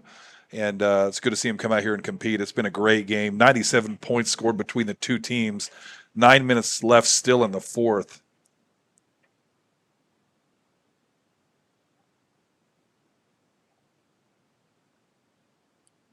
Handoff goes Cochran, cuts it back, breaks a couple of tackles. Drops his shoulder and finally taken down at the 41. Picked up 7, and that'll be enough for an Airco first down. I mean, why not? Your running game, if you can get 5 or 6 yards a pop, just run it down the field, put it in the end zone, take off about 5 minutes of the clock. So, Jim Smith, the score, I don't know if we wound because the score I have shows 59-38, which is the correct score. Oh, it's going to be a false start. That was a major false start. Usually you see 1. That was about 4 offensive linemen that moved. So definitely a lack of communication here.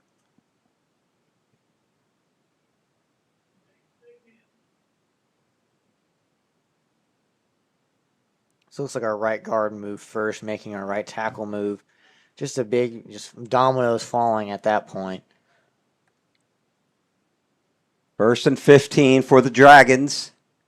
Shout out to Scott McLeod out at the ranch watching us, former alumni. Oh, look at Brady. Breaks a couple tackles. That's Alex Cochran on the carry. Would you expect anything less from a Cochran boy? Picks up about 16 on the carry and enough for an Airco first down. And we've said it before, that's downhill running, Bob. You call it downhill running because it just looks like you've got momentum behind you, like you're just not stopping. Legs are churning. Great job. Great pickup there. We went from 1st and 15 to 1st and 10. And Sky Chief, I agree with you. The Cochran boys are fantastic. They're a blast to watch. Opple keeps it. Ball is up. Got a guy wide open with the catch. Loses his footing. Dylan Harper. Keep his feet. Great catch. Great throw. That was a great play call. Here at Stony Point thinking we're just going to pound it and grind the ball away down. Jack pulls the ball, Great job using his feet, creating some space, and then throws a dart. 21 yards on the pitch and catch from Jack Oppel to Dylan Harper.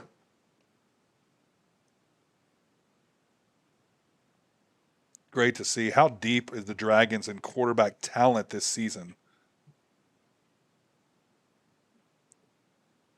Handoff goes Alex Cochran off the right end. Gosh, hard running. Just really hard running. Picks up 9. That's going to bring up a short 2nd down and 1 for the Dragons. It's just that intangible of not being denied as a running back that you can't teach, and you've got 3 of them on your But team. he's even falling forward. Like, he's Yeah. not going backwards. He is No. going to fall forward, getting every inch that he can. It's great to see that kind of just smash mouth football and just determination.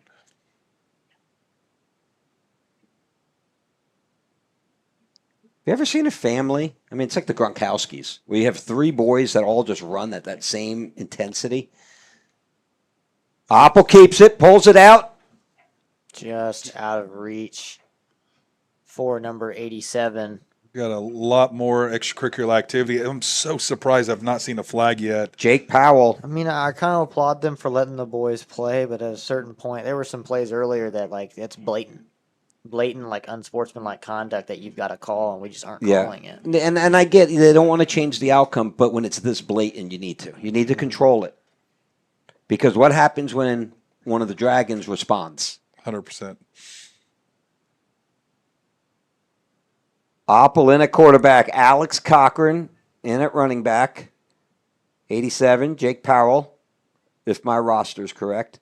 Handoff goes Alex Cochran up the middle. Drops his shoulder and finally taken down at the 6-yard line. Should be enough for a first down. Erico first down. And Erico first down. Again, Erico first down. And Erico first down. Erico first down. You know, all of these alum, I guess is the proper term, right? If there's more than one. A horde of alumni. A horde of alumni, right? Jason Hughes, third and fourth quarter. Jim Clark, second quarter with Ostex moving. Handoff goes Cochran. Hit in the backfield. He's wrestled down. He's going to lose a yard on the play. That's going to bring 2nd and goal from the 9. Ryan Llewellyn in at receiver. You also have number 14, Carson Sumner, the senior. 5:16, clock is running. All Dragons right now, 59-38.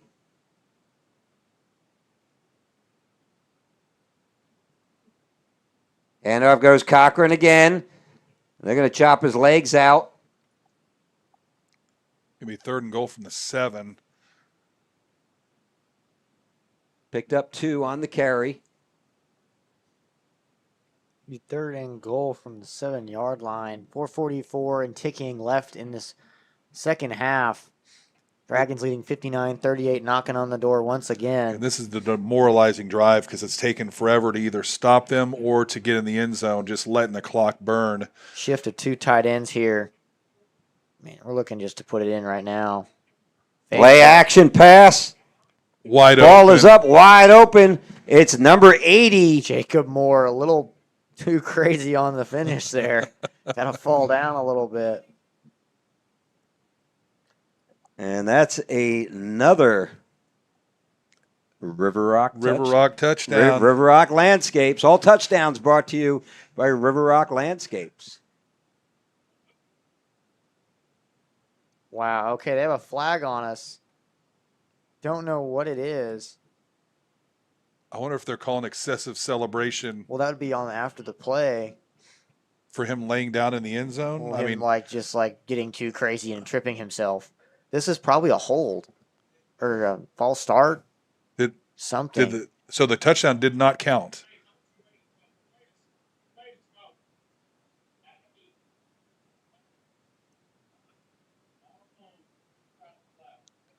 So I Ryan really Serwatis don't know. enters the game. That was a late call. Yeah, I didn't So see it's it. 3rd and 12. So I'm guessing it was 3rd and 7. So I'm guessing it's a false start. Trips on the bottom of the screen. 25. And they're going to call a Call timeout here. timeout. Just not getting lined up correctly. I think that penalty caught everybody off guard. I'm really confused if it was a hold or something. It was only a 5-yard penalty. So I'm guessing a false start or like an illegal man downfield or something. I really don't know. Yeah, I was just going to comment on that play. Jack Oppel rolling to his right is really a flood route. You got a guy in the flat, you got a guy kind of in the corner, and you got a guy dragging across the middle. So he's got 3 options, and he broke containment, had really good look downfield, picked the open receiver. It was a really well orchestrated play. Hate to see those come back. 4:19 to play, fourth quarter. Dragons leading the Tigers 59-38. Oppel still in at quarterback. They're going to start trips to your left on the bottom of your screen. Dragons moving right to left on your screen. Suetas in motion.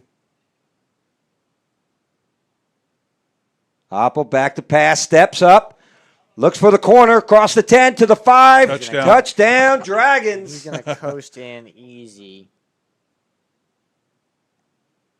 Great. And there's job. another River Rock. Another Landscapes River Rock touchdown. landscape touchdown. That was a fantastic job pulling the ball and Just making a decision. just going with it, finding that corner, and then just watching him do stuff with his feet. Again, we've been talking about it all night, but the 2 quarterback system for Round Rock is really fun to watch. You just never know what you're going to get. You got Dove Stickler that made a long run. Jack's usually known for his running. Dove Stickler, who is a great passer.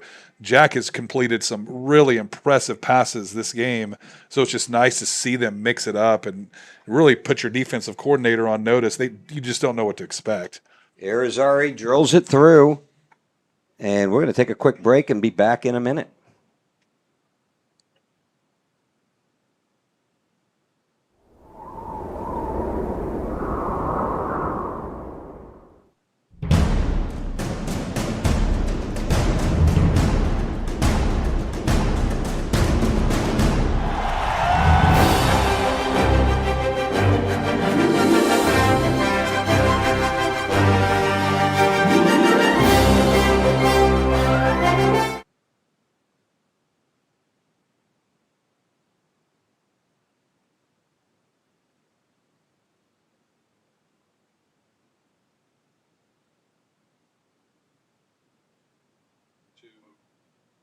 And we're back from the VIA 313 booth.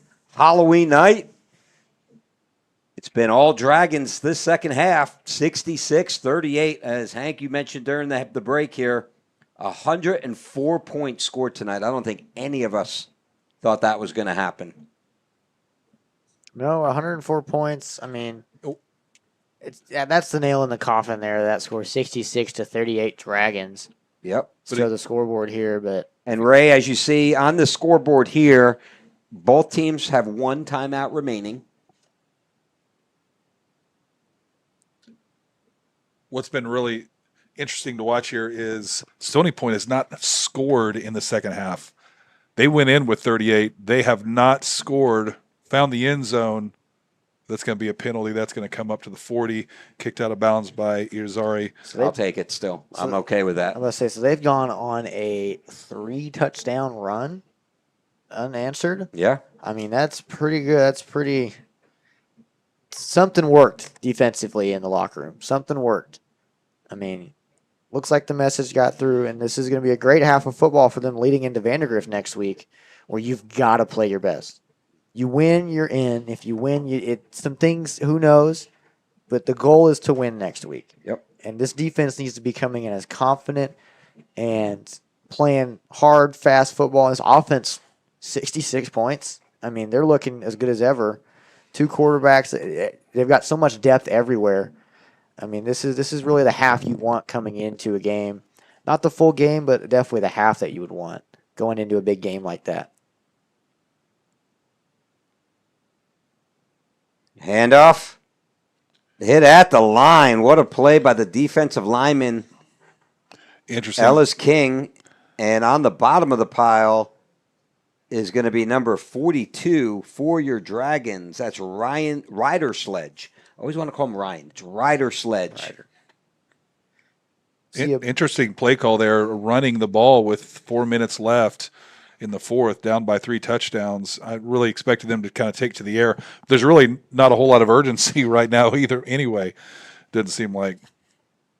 Well, last season, we talked in the coach's interview, right? Really weird the way they do these. He's hoping they go to an even number of games so they can, of district games, so they can all have the same bye week. But again, with a week 10 bye week for Stony Point, for these seniors, they're out of the playoffs already. So this is their last game. They get an early release, really, from the football program, and I mean, you're going to see a bunch of guys coming in. I know a lot of these Stony Point kiddos, and they're going to be moving on to baseball here really quick. They're probably next couple of weeks they'll start being in the cages and start kind of getting loose. Yeah, baseball and basketball. And you got basketball. several of them be moving on to basketball. Yeah, they are great kids.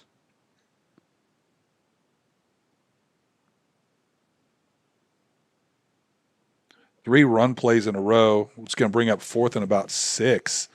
So interesting play call here for.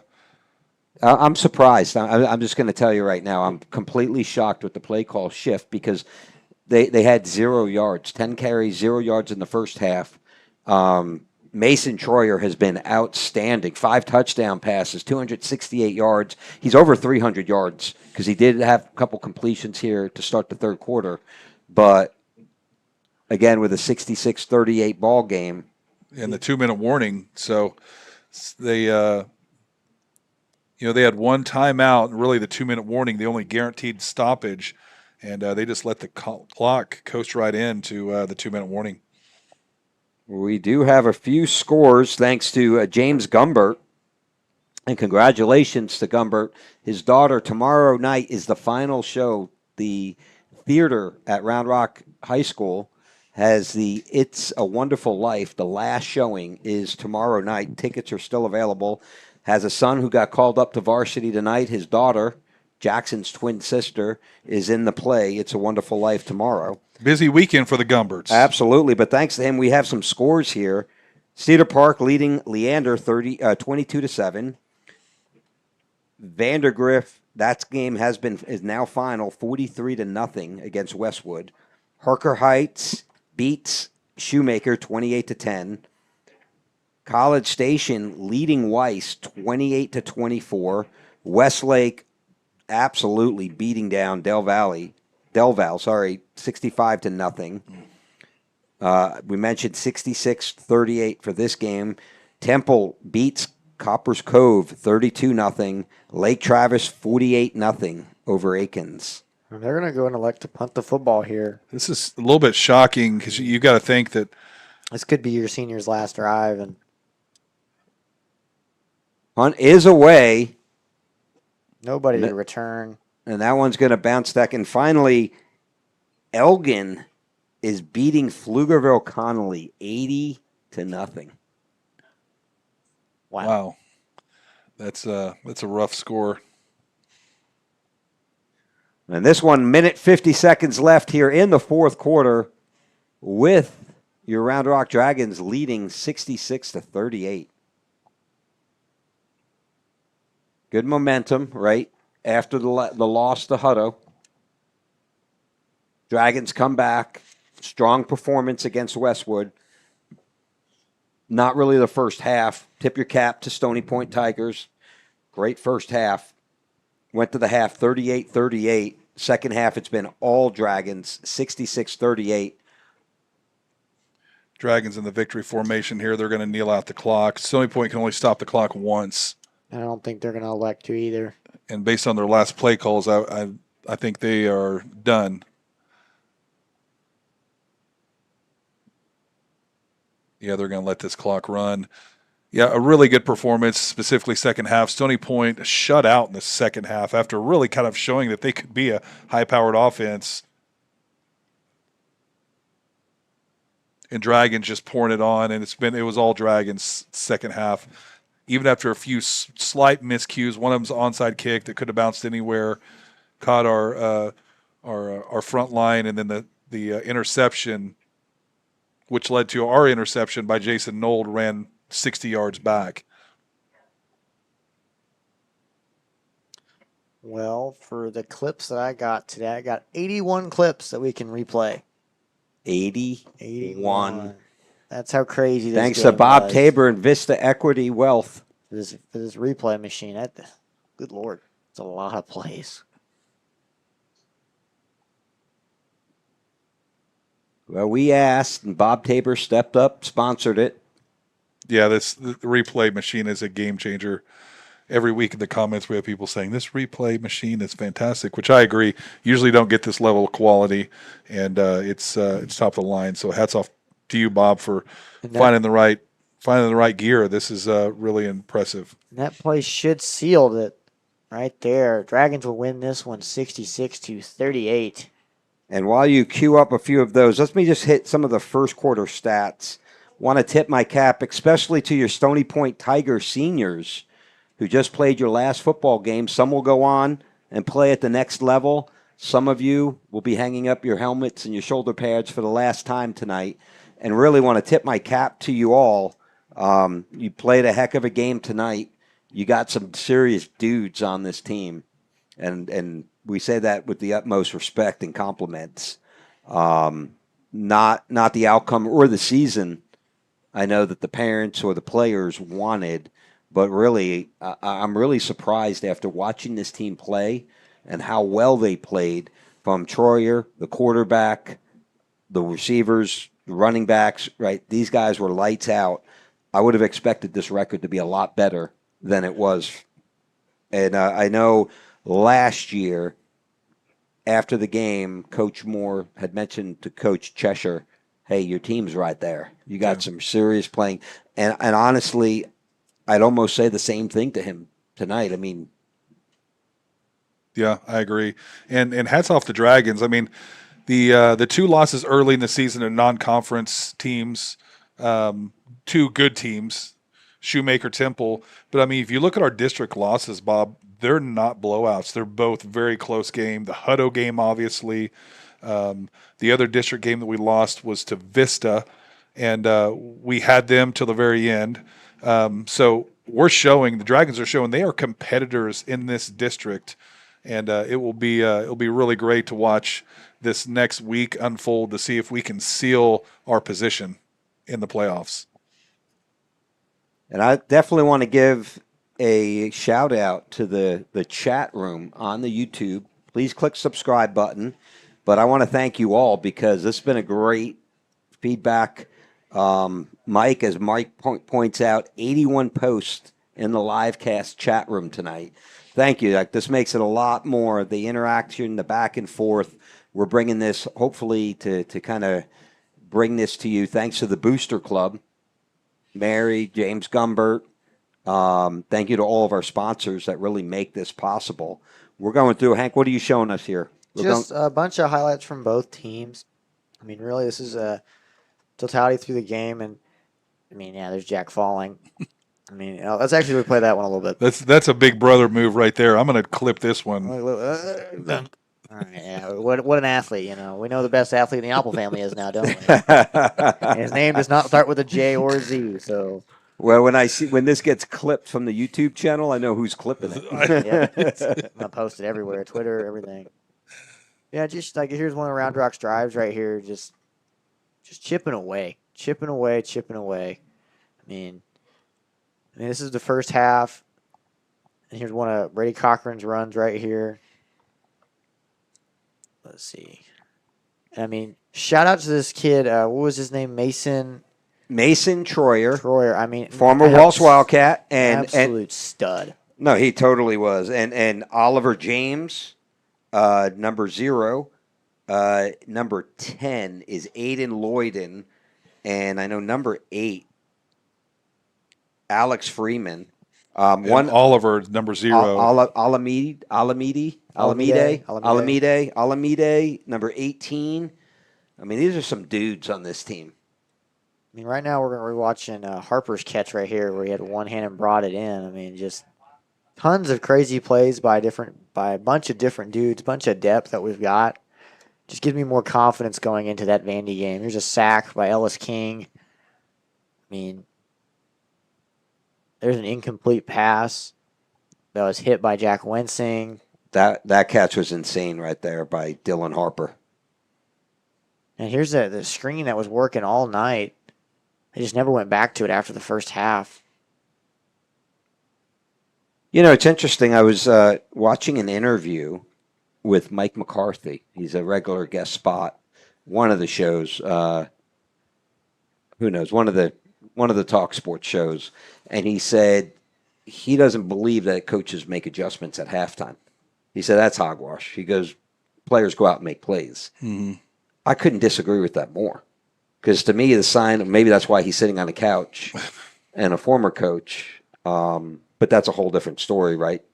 He didn't have the GM to help him get there. Well, that's like saying then there's no game plan. Exactly. And Like you're always. Here's Jason Nold getting an interception and running it back like Yeah, let's 70 replay yards. this one. Let's replay this one. There you go. atta Yeah, he's boy. 5 yards deep there. And he's hauling. You know that play, the quarterback as it developed, it reminded me of like the Tim Tebow jump pass. Yeah, it looks like like he was trying to fake here- the run and he's going to jump up and dump it over the top. But That was a turning point in this game right there. 100%. That was the game. That was the play where it was like, all right. because at that point it was still 38-38, and they had just got a penalty, and they had Tigers were 1st and 10 on the Dragons 2, and that interception And then for this sealed it. play to happen legitimately the next time, like let's see, where is it? The next play. I mean, throw it up to Barry in his face, throws the guy to the ground, touchdown. That really just changed the game. And there was a fumble by Stony Point, Dragons recovered, and that really is kind of, looking back at it now, sealed it. Well, Stony Point for them, they're going to look at this game and go, this was two different teams before half and after half. Like they just could not get things to go together, couldn't get any points on the board. Dragons shut them completely out in that second half. It was good to see the defense step up.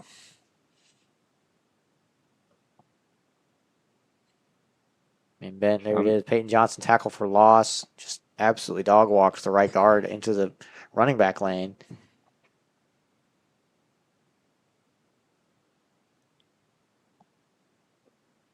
I mean, not really much more to say here other than the Dragons made the adjustments. They made the adjustments on defense.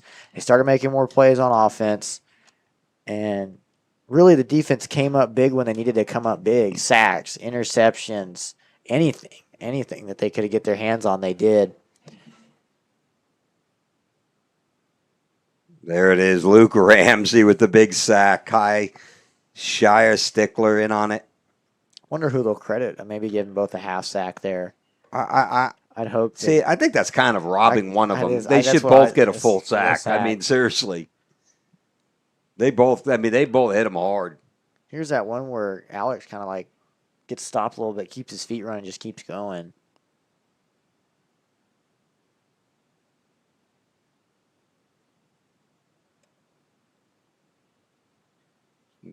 Definitely want to take a moment. Special shout out, Aaron Oppel and Melissa Slocum on the cameras tonight. Great job. They gave us all of this, and we're getting all these replays. That's all their camera angles. Special thank you to Hank Oppel, Justin the Priest, for commentary in the booth. What? Hank can't help himself. He keeps showing Jack fall down. This is typical brother stuff just happening in real time.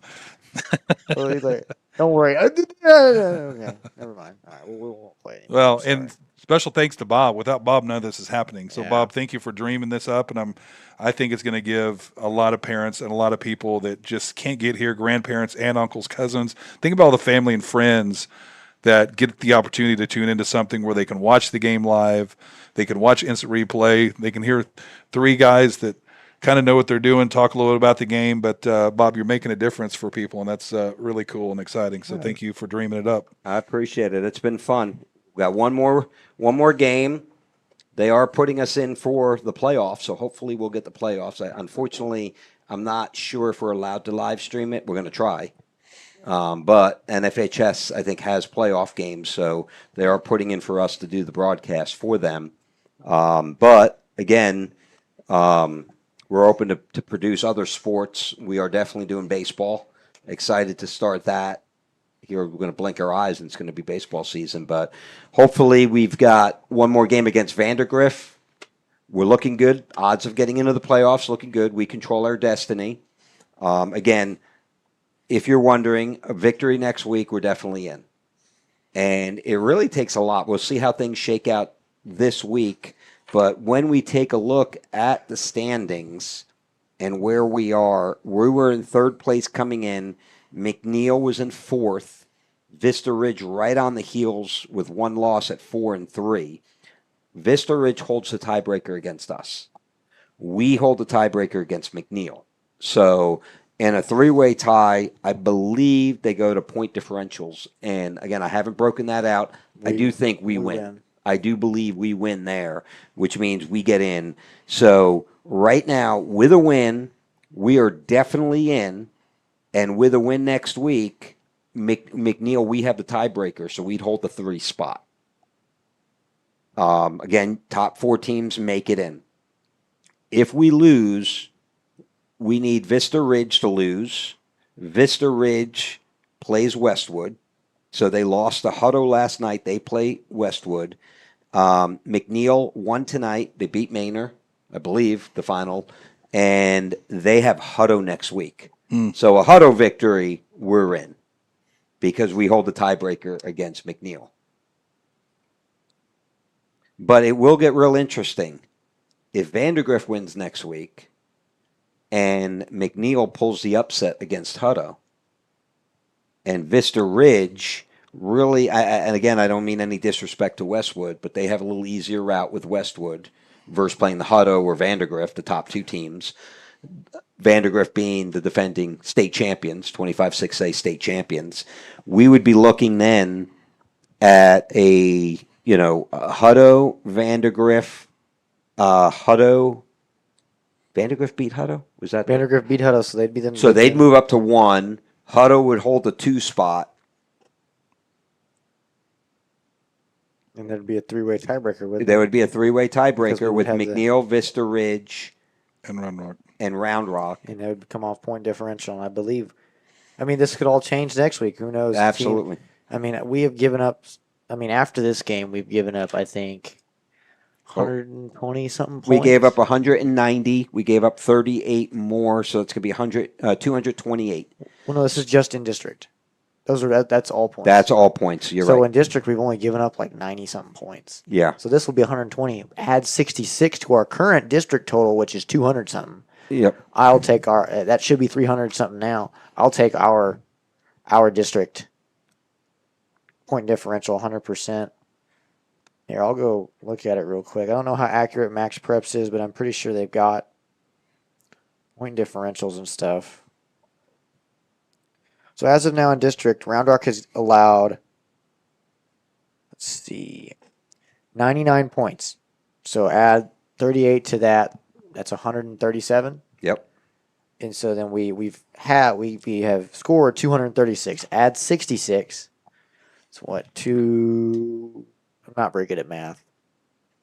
I don't know. Somebody do the math on that. I don't feel like doing it. I want to sound like an idiot. 236 plus 66.